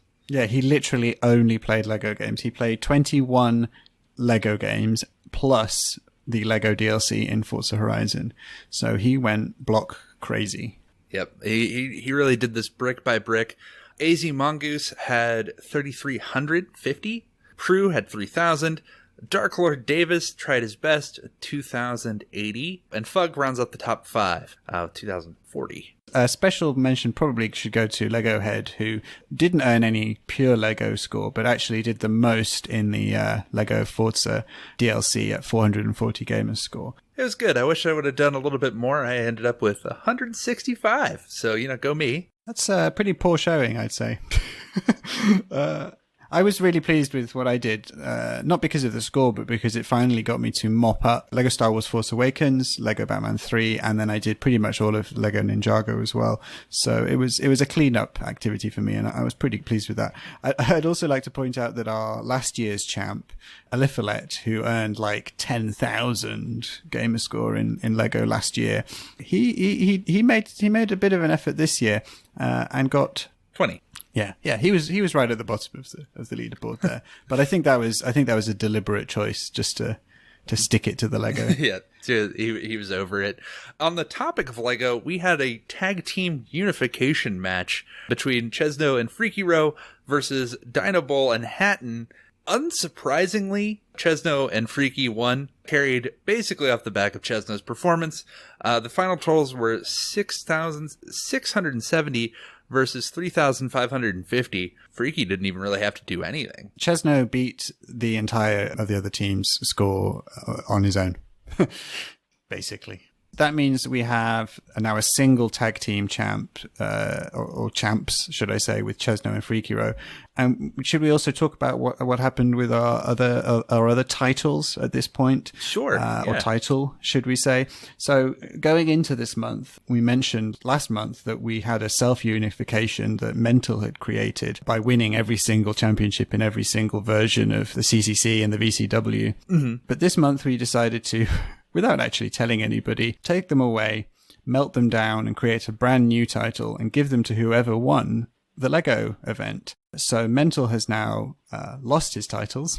Yes. And they've been handed over to Chesno. And it'll be whomever wins the monthly event. That's going to be the rotating kind of style. Well, more on that in a little bit. Also, last month, we started off with an event that we're running throughout the summer, which will go through September, called Vayner Summer, which is looking at how much TA can be scored in the Metroidvania genre, which is one of the favorites of AH101. And looking at the June scores, maybe unsurprisingly, Awu, who is pretty high on those Vayner leaderboards, he played let me get this right, the La Mula La La La La La La La stacks. That's the one. He played, I think there's a stack of the first one, and then also the second game. He played all three to completion, and as one of the only people to do so in that short amount of time, earned 13,000 TA. And then with those completions, gets a multiplier, putting him to 17,000 points, which is over double anyone else below him. Following up, we've got Mario, Alex, Jingergarten, Big L, and a few others down below there. But Awu just storming out in front. We still got that going on for another couple months, right? Yep, absolutely. So it'd be nice to see if anyone finally finishes Hollow Knight, which is where this whole thing started. I don't know if anyone will. And if you want to learn more about Lale Lula Mulana, just check the Vayner channel. I'm sure you'll find lots of discussion about it. Anyway, moving on to next month, or this month?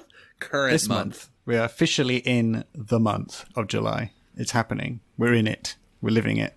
And right now it's the Rumble in Jablongo 2, the sequel. Bigger, way bigger. Bigger. Probably too big. Yeah. But also better, I'd say. Yeah, better, hopefully. So this year, everyone is in it? Everyone. Literally everyone. Yeah. So last year, it was the first time we ran the format. It was a bit of an unknown thing. We really had no idea whether it would actually even work. And it was very successful. I think it was one of the most enjoyed things of the year. But one of the criticisms was that when we ran it before, we had one entrant a day for about 25 days of the month. So only 25, 26 people from the entire community could get involved, and we picked those people at random. So a lot of people, unfortunately, missed out. Mm-hmm. This year, to correct that wrong, I have taken literally everybody who is opted into the VCCCW channel, which is basically 130 people, and just said, you know what, have at it. Which means that every single day throughout the month, we will be having about 5 to 6 new people pushed into the ring, as well as a scoring category announced for that day. Yes. Game score, TA, TAD. And best ratio. Best ratio, which is a change from last year and something that Mental Knight's been campaigning for a very long time. So if it's a best ratio day, you don't have to worry about popping a whole load of easy achievements and kind of tanking your ratio and sending you home. As long as you earn at least one good high ratio achievement, that's all that's needed to keep you safe. And then achievements 1 is the final category. There's a hidden cutoff. That cutoff will increase as the month progresses, so it will be harder to stay in. But basically, as long as you're scoring and you're scoring pretty well, you'll probably do okay. But it is a question of stamina. So anyone who's in those first week will have to score consistently every single day against those categories. So it's going to be a slog. Anyone who comes in the last few days is laughing. Yes. Just as the real Royal Rumble is. Yeah, and we'll also keep track of who the Iron Man is. Or men. I guess there could actually be theoretically multiple people. Absolutely. Now, as well as all of the people that are subscribed to the channel, I can exclusively reveal that we are going to have a few special guests appearing in the Rumble as well. And we've already had one that was announced just the other day based on when we were recording this, which was Maka. Yes. And this will be people who were kind of famous around the Xbox and achievement community. Maybe they're content creators, maybe they're people in the business, maybe they're very, very, high prestigious scorers in some fashion. And we've had Maka. By the time this airs, we'll have also had Carnage. But these are all people who are probably going to be passive participants. I did message them and I let them know this was happening, and they were very happy to be tracked from a distance. Yes. But a few people actually said, you know what, I want to take part. And one person who I'm really excited about is one of the finalists from America's Got Talent from a couple of years ago. I don't know if you remember this, Vulgar. The guy's name is Ryan Naimler. He's a comedian, and he's also known as Cripple Threat. Yes. And that's his gamer tag. And he is a very funny comedian. And, he uses his disability as part of his routine, but also he's a very dedicated gamer, which is just frankly amazing. And when I messaged him, he was super, super keen, and he has actually joined our Discord. Yes. And is in the channel. Been really and awesome. it's really, really cool. So we're really excited about that from a personal perspective. So that's really cool. Yes. So it should be bigger than ever. And hey, if you win the Rumble, you get to win the championship. But also, people who won last month's stuff got a bit of a cut in line. Yeah, so our new champion, Chesno, he's going to be entering, let's say, pretty much near the end there. But also, Mental, who was the highest earner in Working Order Differences, is probably going to get a late entrance too. And this is to make it more favorable for them to go for that championship. Because whoever wins the Rumble will be the new champ. Correct. But that's not the only thing we have going on. But wait, there's more! Act now and you can join X's Extra Space Race. What's up, everybody? X here with a quick update on a little competition I cooked up this month that I'm co-hosting with Chewy, and I'm calling it X's Extra Space Race. So, like most of us, probably all of us, I have a bit of a backlog problem, but one of my hard drives just died recently, which also leaves me with a bit of a storage problem. So as I was looking through game sizes, it occurred to me that some of them are just unnecessarily huge, and I decided I'd kill two birds with one stone by clearing out my backlog, starting with the biggest games. And honestly, that's basically the competition right there. You earn points by multiplying the TA points you earn in a game by its file size, and since games are huge these days, you're literally earning millions of points. To put things into perspective, completing 3 or 4 rats or zits will get you around 4 million points. Earning 70 TA in GTA 5 will also get you 4 million points. Since this competition runs all month, I'm pretty certain point totals are very likely going to reach the billions, maybe tens of billions, which I think is awesome, because who doesn't like big numbers, right? So, I guess the moral of this competition is that size does matter. X out. Finally, I and my mystery tag team partner would like those belts from Chesno and Freaky. And my partner is Railbait, Nos Ultra. We're doing a straight tag team TA battle. You know, I expect to win. I expect to crush my opposition. I think that they've been kind of coasting and resting on their laurels for far too long. And that ends today. I mean, I guess it ends August 1st. But, you know, it ends. We've already been throwing out some pretty gross numbers, so I think we'll just completely break them as a tag team. And then, you know, definitively, Railbait and I will be the last VCCCW tag team champions because no one else will ever dare challenge us or take them from us. So, I think that's our inexorable goal. And I'm really excited about it. So I have questions. So, Mr. Vulgar, you are a member of a faction known as the Horsemen. Oh, now, can you remind me who the members of the Horsemen are? Oh, yeah. Those losers that I left because they... Oh, drama. Because they can't do anything? Yeah, that's Chesno, Freaky, Jim, and Elroy. I'm making my own, baby. We got people in here. We're starting our own club for the elite, top of the crust, less than 1%ers on your leaderboards. You look at the leaderboards, you're going to see us. My follow-up question is that it's all very well that you wanted to break free from the Horsemen. They were bad eggs, I think is a nice way of putting it. But I didn't get the invite to join up with you in the tag team. And when you said Railbait, I was a bit taken aback, really, because, I thought we had something special. And I appreciate that. But really, I think we need to just focus on what we're best at, which is challenging other people, specifically in mass. And I think, it's not you, it's me. And my desire to crush my opponents. And I just don't think you have the heart to really make that happen. I am a nice guy. It's true. Yeah. It's true. You're too good. Yeah. Too good for this world. Okay. Let's talk about what's going on throughout the entire year. We've got our 3-year-long events, starting with the CCCCC. That's the Chewy Challenge Championship Chesno's Crazy Completion Clearance. Although I should probably rename that, but I can't really fit V's and W's in that now, so I will just leave it as it is. Well, we'll leave it as it started. So if anyone doesn't know, that's throughout the whole year, taking the number of games you've started away from the number of games you've completed. So hopefully you end the year on a positive difference because you've completed more than you've started, unlikely as that might seem. We're already halfway through the year, and actually there's some really positive numbers here. Jester, who has been at the lead from the very beginning, is holding that position strong. Yes. And he has a positive completion difference of 41. He's completed 41 games more than he started this year, which is just really impressive. Toadstyle Venom, aka Stan, and EOJ are still also holding on to their second and third place positions with 34 and 26. Now, there's actually been a bit of change this month in the leaderboard, and that's because it is Bean Dive season. So, Poor, Ace, Northern Lass, Ahizo, Sabins, Rothschild, Hatton and Hawkeye Berry have seen huge drops because they are starting a whole bunch of games. Yeah.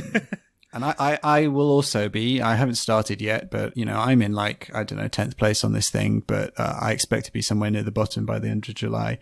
How about you? Are you going to be diving? Oh, am I? Yeah, so I am going to be diving for dollars. So I've been doing Extra Life as a charity event, raising money for Omaha Children's Hospital. And so the promotion I'm doing from now until Extra Life ends sometime in November, every $5 I earn, that's another game you can choose for me to dive if I have access to it. So any Game Pass game you want, if you see one that's going to leave and it looks obnoxious, you can donate the money and I will dive it. And so far I've raised $120. Wow, that's serious money. Yeah. Yeah. And if I raise $500, I don't know if you're aware of the YouTube show Hot Ones, but they have the super hot wing sauce. I'm going to buy some of that and I'll eat it and put it up on stream there for you. People can watch me suffer in eating crazy hot sauce. But yeah, if you want to be involved in that, just ask me. I'll send you the link and you can donate. So your personal excuse for probably doing very, very poorly in the CCC is because you're doing it for the children. Yes, well, for the kids. Well, I think that's a beautiful reason. So it's okay. We'll forgive you. The second big event that we do is the Year of the Assassin, which is originally just to complete the story bits, the campaigns of Assassin's Creed games throughout the year as a personal objective of mine, and I put it out to the community as well. But we've also expanded that to include completions, where if we are able to complete the entire series as a community together, we'll unlock a big prize draw. And also we've tagged on DLC completions as a separate thing as well. And it looks like LEGO had fully completed Chronicles India, so that's another one that we were missing. Mm-hmm. Neo completed Liberation and decided to do Liberation again for the 3 remastered. So, and then he followed that up with the full story on 3. Wow. Yeah, so he rattled through Liberation and 3 in a month. Yeah, that's crazy. And hopefully he does the remastered part of 3, because that's another one that we're missing that I think will be kind of a bugbear. The other ones we're missing are Rogue Remastered, Valhalla, and Chronicles Russia. And I think we also can do either Rogue Remastered or regular Rogue on the 360. Either of those count, right? Or have we done... So we've done, actually, yeah, we have done the completion of Rogue, so maybe we don't need the Rogue Remastered completion. That is do Rogue Remastered do Rogue anyway. Remastered. If we do it, whatever. Yeah, if we do it, whatever, but come on. Because I think we've done both versions of 4. Yes. So... Yeah, I will say that with Valhalla, there is some DLC that is kind of starting to drip out of that game. And Yes. I won't hold people to that with the full completion, because I think it would be unfair if DLC suddenly landed towards the end of the year and no one managed to get around to it. So base game for Valhalla only is enough, I think, to count for this challenge. I'm fair with that. If you do the base game for Valhalla... we'll call it good. I'm amazed at how quick we've gone through all of these, to be honest. I thought some would really hold people up a little bit more. Yeah, it's been great. But also, Stig Assassin completed the story of 3 and remastered, so that's awesome. And Wheezy Fuzz wrapped up the DLC on Origins for the full completion. That's a big one. That's a big one. Mm-hmm. That's a fun game. Yeah, I was a big fan. And the final year-long competition is J Black's Goal Getter, which is to take your key stats from each month and then rank them against each other, and then score points based on the ranking. So not the actual numbers themselves, but where you rank against everyone else. So this month, it was Sprinky Dink who did the best.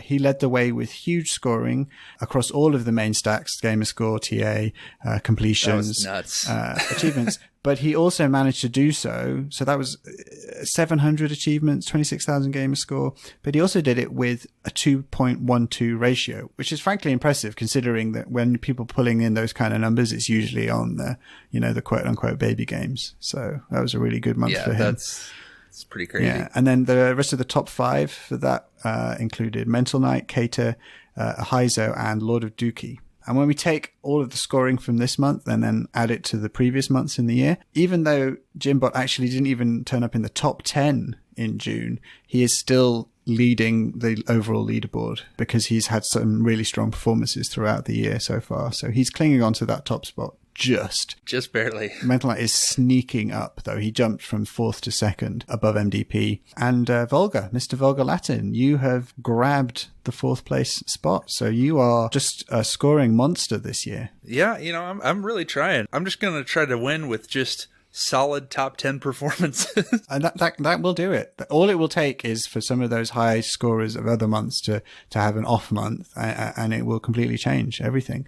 And that's the kind of the beauty of this kind of format, which is really cool. Unfortunately, that also means that people like poor Alex R. Davis, who had been very, very strong earlier in the year, has kind of taken a step back this month. I think he's had some life changes that have meant he's been gaming a little less, positive ones, but that's meant he's dropped from 3rd to 5th place on the overall leaderboard. Yeah. Look at that, Alex getting a life and responsibilities.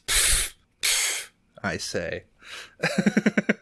Well, I'm very excited for this month. It's a lot of work, let me tell you, to manage. Yes. But I think it's worth it. People seem to be enjoying it so far. So I'm looking forward to coming back with you, Vulgar, next month and seeing how it all shook out. Oh, for sure. It'll be exciting. And just take those belts and we'll have them, just have them ready for us, polish it, get the stank off of them from the previous champions, and we'll be excited to win them. Oh yeah!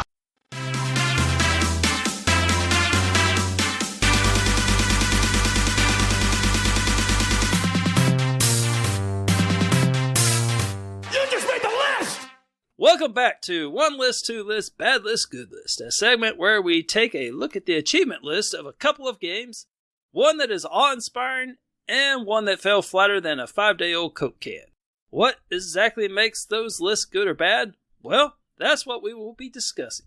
This is One List, Two List, Bad List, Good List. I am Elroy OMJ, and I am a race car in the red, and I am joined today by an individual who is Superfly TNT. He is Vulgar Latin. Hey, how's it going? Oh, well. I'm sorry, I just can't get past the thing that you told me before we hit recording. So, would you care to share it with the general audience? Yeah, so I've been playing MLB The Show. It's a great game, and in it you have to do minor league baseball. So as I was playing, I found out that there is a minor league baseball team called the Rocket City Trash Pandas. It's amazing. I mean, it's just truly amazing. I know Bro Rocker will appreciate this as well. So maybe it'll find its way into a future episode of AWH. We shall see. There you go. Thank you. Yeah. And they have a merchandise store. Just throwing that out there. They do. All right. Well, let's see. So the way we usually do this is obviously the namesake, bad list, good list. So we always start with the bad list first. And I do believe that means Mr. Vulgar. So, Mr. Vulgar, what game has a list that has you up in arms this time around? I would like to take you back to 2008. Ooh. The world is buzzing. I have just made it into college. That's my freshman year of college. I just got my Xbox 360. I am a fan of, from the PlayStation 2, a game called Guitar Hero. Now, if you're a youth, maybe you missed this boat. Maybe you don't know how big Guitar Hero was, but Guitar Hero 3 was out. I bought the fancy guitar for it so I could play it on my Xbox 360, and I'm ready to go out there and I'm ready to start achievement hunting. And let me tell you, it's tough to get achievements in Guitar Hero 3 Legends of Rock. Is that the one with the bladder one? No, you're thinking of Rock Band 2. Oh, okay. No, this is the one with Slash, and you have to do a guitar battle against the devil. All right. Yeah, game is great. Fantastic game, a lot of fun. I've played this game for hours upon hours. It doesn't have time tracking. And you're going to have to play this for hours upon hours because this will take you, it says 200 plus hours, and they're not lying. The biggest problem with this game is the fact that nothing stacks whatsoever. Oof. At all. Some of the things that you have to do, so you have to do the co-op. Mm-hmm. And when you play the co-op, you have to play it as the bassist and as the lead guitar. And you have to do both campaigns. Actually, you have to do every campaign, because you have to beat the co-op campaign on every difficulty, and you can't stack it. And you have to play the main campaigns on every difficulty, and you can't stack it. But wait, there's more. You still have to do online games. You have to play 500 online games, as a matter of fact. You have to win 15 ranked games using only a controller. So yeah, if you just have to forego this entire guitar, you have to beat the campaign on hard or better without that guitar. You have to use the controller for that. You have to score really well. You have to basically 5-star every single song in the game. It's, on every difficulty, by the way. 5-star every song on every difficulty, easy all the way on up. Same with on co-op. So you have to have a buddy, locally, by the way. You have to have a local friend who's also really good at Guitar Hero that can help you out with all of this. Was the drum set out at this time? This is pre-drums. Oh, okay. That's where I really made out on that. Was my wife's just really, she has coordination and she was just killer on those drums. I don't know. I couldn't quite understand it, but she was really good at the drums, and so she would have been all over that. But I think this is pre-Rock Band, or if it's just before Rock Band came out, the first rock, because this was still when there was only Guitar Hero, and that was it. You just played guitar or bass, and it's tough. If you've never played Guitar Hero, or let's say you were born this millennium, and you're like, I don't know what that is. It's a game where you play with a plastic guitar controller. There's 5 buttons on it, and you live out your fantasies of being a rock star in your living room. It's great. You have to hit the buttons and strum, because there's a strumming part, in order, and play various classic rock songs for points. So is your grief with this game that nothing stacks and it takes too long, or nothing stacks? You have to have a friend who's also good at Guitar Hero locally. So you have to hope that your friends are also willing to put in the time and the energy. And also, it's just brutal. Some of the stuff here, it's close. Like, it could be play through, because it wants you to play through the career on hard or expert using a standard controller. And the only reason I have that is because you can glitch it. Oh, okay. How do you glitch that? Let me take a look at the guide. But there's a way where you basically just, I remember that I cheated. You beat the game on hard, let it save, and turn off your console. Turn on your Xbox, start with a controller, select career from the main menu, and the profile that you've used using the guitar, and the achievement will unlock.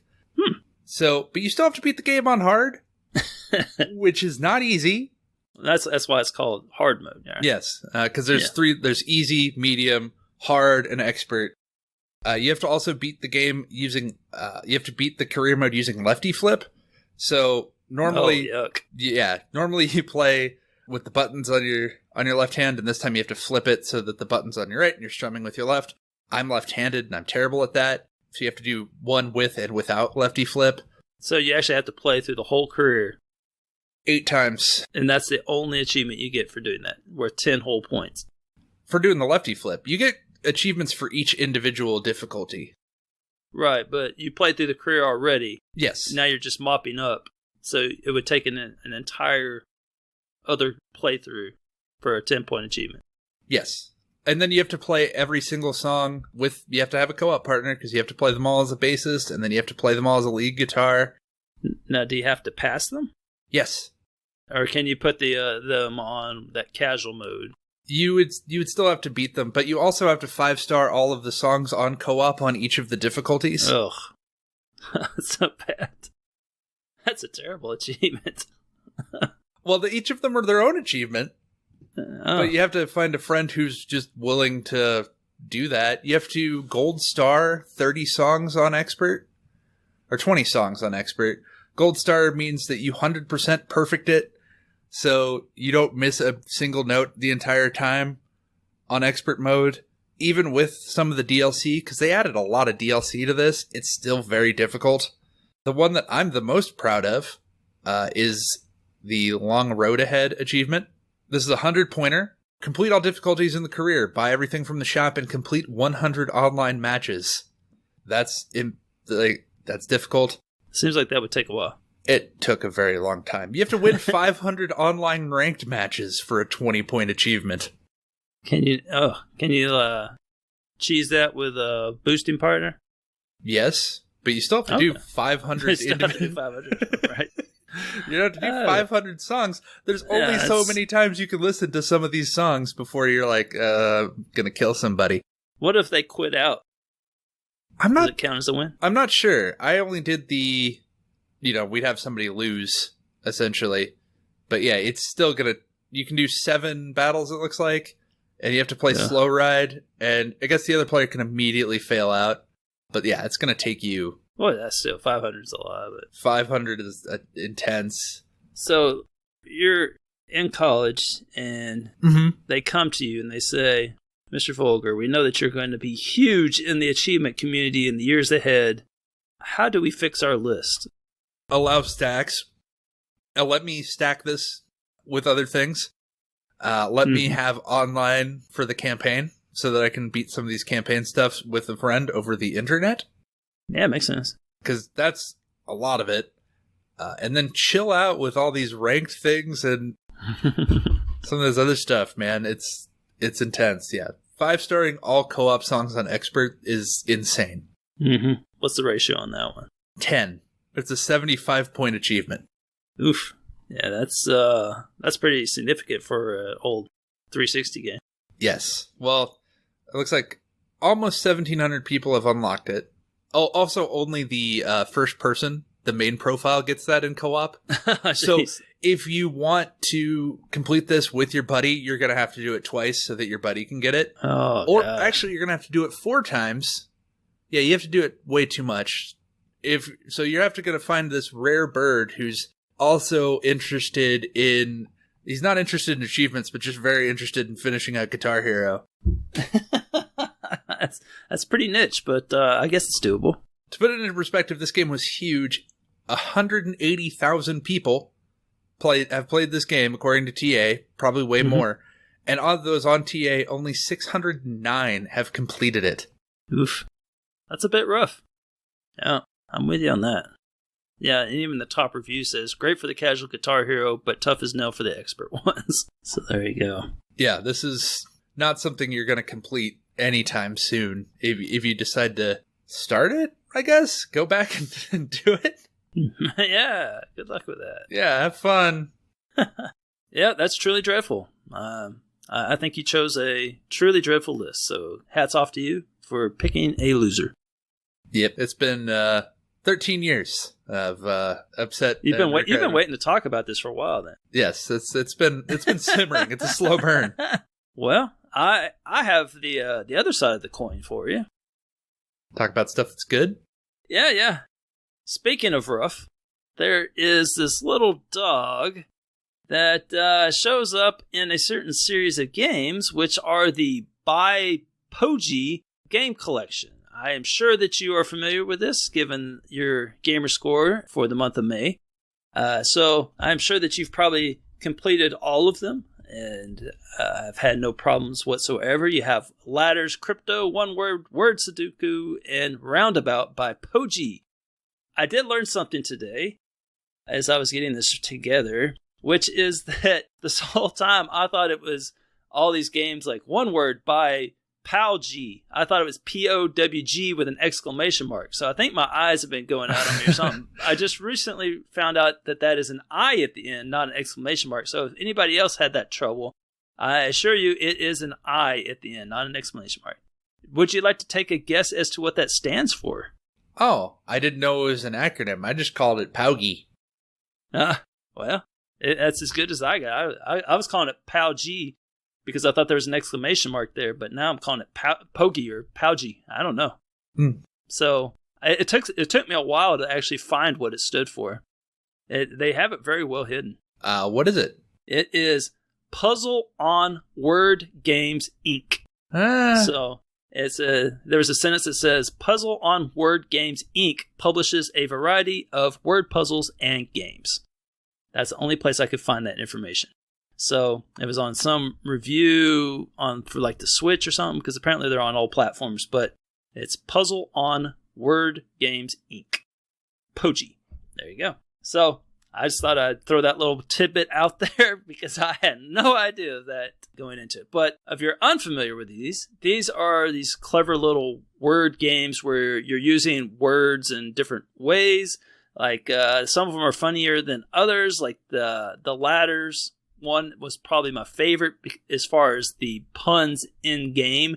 Like after you finish the stage, make sure you stick around long enough to read the pun that is on the screen. That was definitely the highlight of the series. However, it didn't really tie over to the achievements much, because in that game, the achievements had like, give me a J, give me a G. It was like every alphabet letter, give me one of those. But anyway, they usually have an achievement relating to spelling out penis. They have two of those, actually. And I used one of them as my 1.3 million achievement. So there you go. I think it was actually the one in Ladders, in fact. So it was Grow Up Already, I believe was the name of it. Now, as for this game, why I chose it, but before I tell you why, I should give you a little stats on it. It's one word. It's takes a little less time than Guitar Hero 3. It's a 0 to 1 hour completion. Just a little bit, yeah. Yeah, although I did see on Guitar Hero 3, someone did put a 0 to 1 hour estimate for Guitar Hero 3. So someone's really good at that game, apparently, and can time travel through songs or something. I'm not really sure. But yeah, there's always just one person, right? Exactly, yeah. This game is worth 1,043 true achievement scores, so 43 TAD there. There's 32 achievements for solving quotes from 32 different individuals. So there you go. That's basically all there is to this game, is you have to solve a quote using I guess it's kind of like what is that called, where you have like certain letters that stand for other letters. I don't cipher, maybe? I think it might be a cipher. I don't. But anyway, it's kind of like a cipher where all the A's in the quote actually are T's or something like that, and all the... Are you sure you're talking about one word? One word was the acrostics, or where you did not the acrostics, but the word search. Oh, you're right. I'm sorry. You're thinking of crypto. Yeah. Well, I can't remember. I just remembered that I enjoyed the achievement.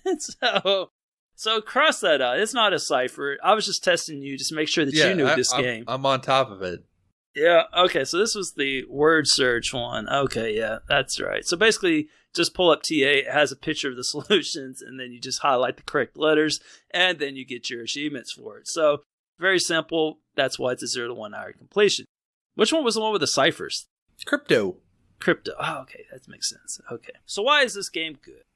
Clearly, it made a very lasting mark on me because I know it like the back of my hand. But for a game like this, that's so memorable, it would have been like really easy by Poji to simply put the name of the author as the name of the achievement, and then the description as reveal the quote by whoever that author was. Mm-hmm. So they did do that for the description. So all the descriptions are reveal the quote by, vulgar Latin, reveal the quote by, and it's like, that's all the descriptions. So it would have been real easy to just put the name of that individual as the name of the achievement, is what I'm trying to say. But I am pleased to say that they actually got creative and showed some effort. And I, for one, appreciate them not mailing it in and just doing the achievement list and, on a Friday afternoon like that one game. I can't remember. Destiny 2. Yeah, Destiny 2, that one. Yeah, so I appreciate them actually taking the time to put some thought into it and actually having some fun with it. Because, in a game like this, there's not much to the game, so you might as well have fun with it. Here's some examples. There is one for a quote from Charles Dickens, and this is not the penis achievement. That is a different game, but it is an achievement called What the Dickens, which I found humorous because that's something that I've, have said in my life. It's kind of an expression. What in the Dickens is going on here? Or something like that. And Thomas Edison, light bulb moment. So you kind of had your light bulb moment and you got the achievement. You have the Oscar Wilde achievement that's called That's Wild! ! Much unlike the exclamation mark at the end of POW G. So, are you familiar with Francis Bacon? Yes. I have all his albums. Yeah, most people do, because he is a very well-known English philosopher and father of the scientific method. And so, since everyone knows so much about him, for Francis Bacon, they called the achievement France is Bacon? ? Like this country of France is bacon. I clearly they didn't know who he was either. So that was pretty funny. And then Charles Schultz, he's the guy that wrote Snoopy and Charlie Brown and all that. Working for Peanuts was his. Stephen King, Maine Man, because he's from the area of Maine. That's the state that's his state. And I think he might be the only famous person from Maine. I can't prove that, but I think that is 100% accurate. So if you're from Maine, you're not going to be successful. Now. Wow. Ouch. Did we just lose all our Maine listeners, all three of them? Yeah.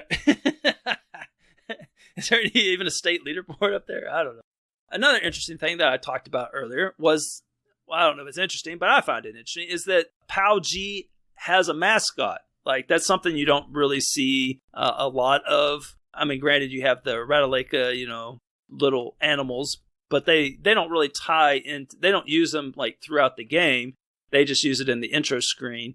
But POW G's mascot is this dog or puppy, and it's in all their games. This mascot shows up and is, like, on the title screen and talks to you throughout the game. Well, like, he has all the dialogue boxes are coming from that dog. So they really use their mascot a lot in the games. And so I thought it was pretty cool, since they incorporate the mascot into the games, that they actually incorporate the mascot into the achievements as well. So here's some examples of that. So they have the quote from Al Gore, and the achievement is called An Inconvenient Woof. Yeah? Woof. Woof. Oh, yeah, Maine man, because he's from Maine. Welcome back. Yep. Yeah. Also, yeah, he's from Maine. I looked. Anna Kendrick from Maine. LL Bean, also from Maine. Mr. Bean? LL Bean? He's English. Milton Bradley? Okay, I do know Milton Bradley. Well, not personally, but I know of him. George Bush? From Maine?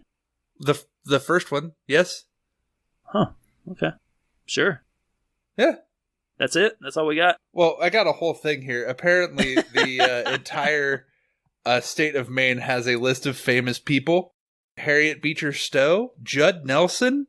So, if you're a state that keeps a running list of famous people from there, there's probably not a whole lot of famous people from there. I'm sure that, like, Delaware has a similar list, right? I can look it up. Sorry, I just derailed everything. No, that's great. Yeah, that's... I didn't realize this was going to be... I mean, what have we accomplished so far? I began by talking about the wrong game, and now we've made fun of 2 states, so we've lost 1/25 of our audience now. Let's be honest, there's nobody that lives in Delaware. Yeah. I don't even think it exists. Have you ever been there? I've never been there. No, I had a chance, and I just said, no, I'm good. I don't need to see what they got going on there. So, these achievements for dogs. So, sorry.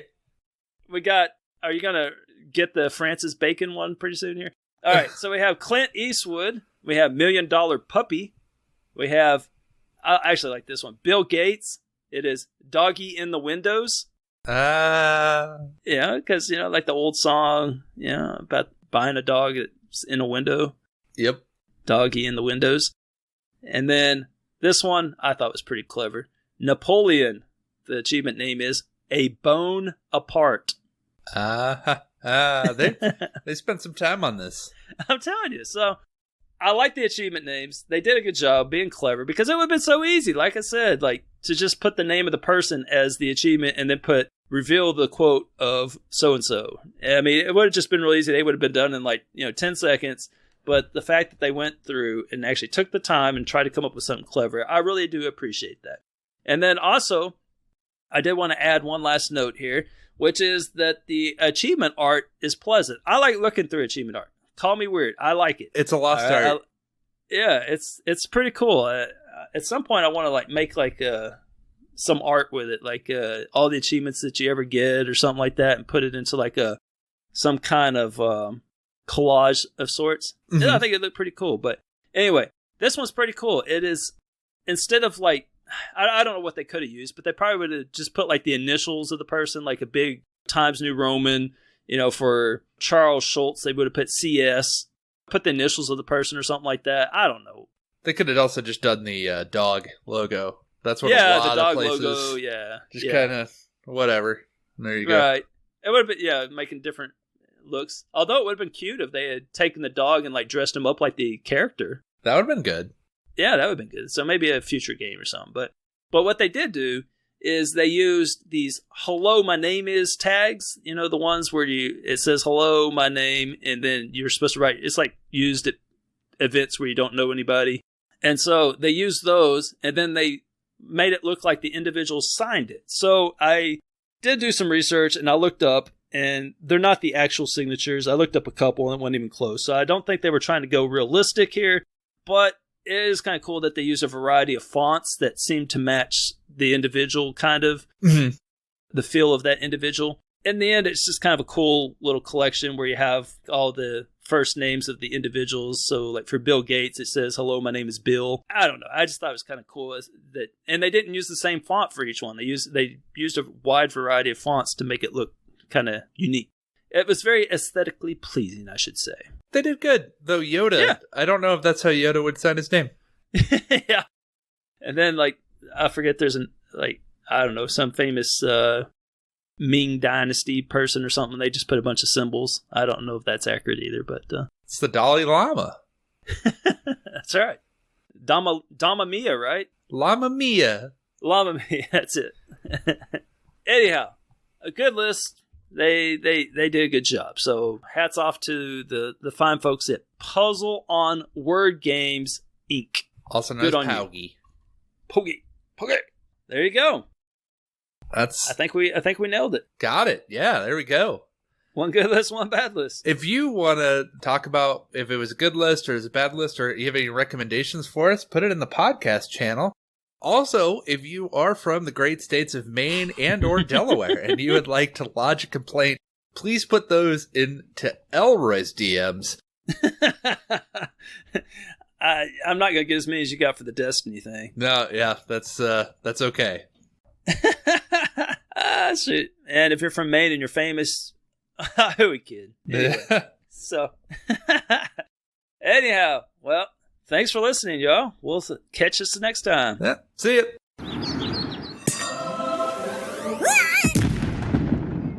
Greetings, I'm Wakapeil, and I've been playing the last known Battle Royale release of the summer.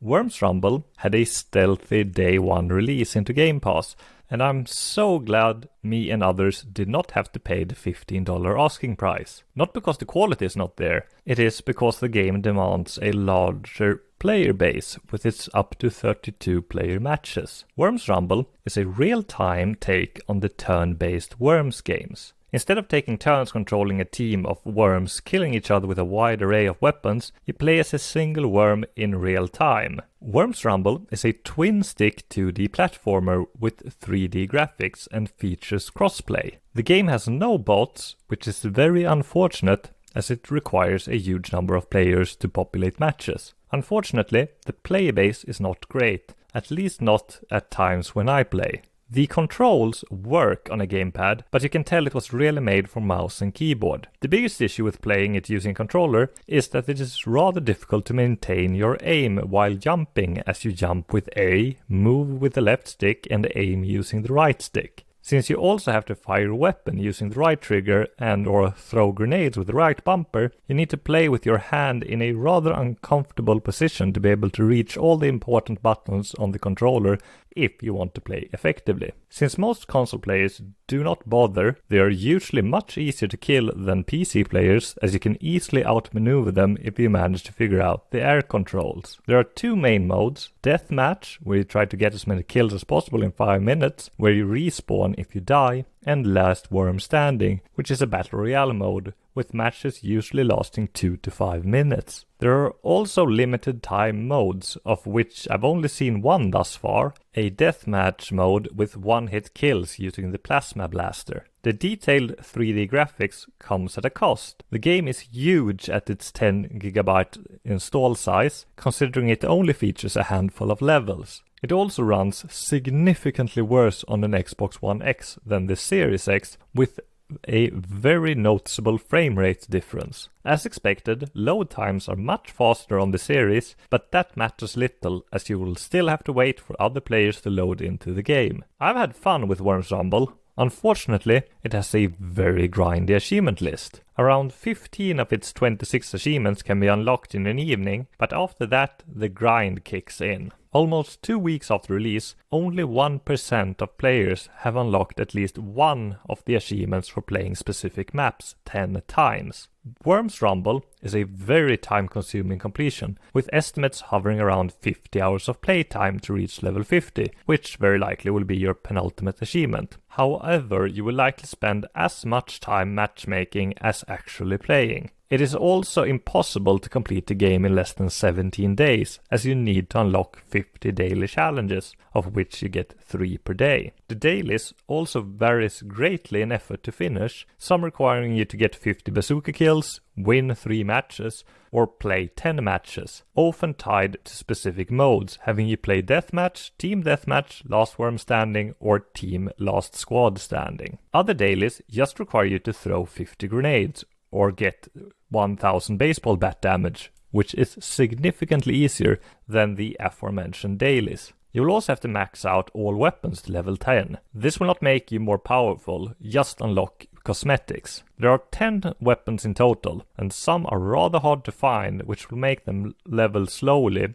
or are just bad, making you not gain much experience while using them. Being 2 weeks after launch, only 54 of the game's 17,000 players on TA have maxed their weapons. Right now, Worms Rumble has 26 achievements worth 1,000 game score and 18,000 TA, with one 75 game score achievement not yet unlocked by anyone, as it requires 17 real-time days to unlock. I highly doubt it is unobtainable, as it has achievement tracking along with most of the other achievements in the game. Worms Rumble is a fun, action-packed game, but it more than outstays its welcome, and just 2 weeks after its Xbox release, I rarely matchmake with more than 10 players for its 32-player matches, despite the game being launched into Game Pass and having crossplay enabled. In fact, my recent matches have hovered around 5 players. This might have something to do with the automatic server detection,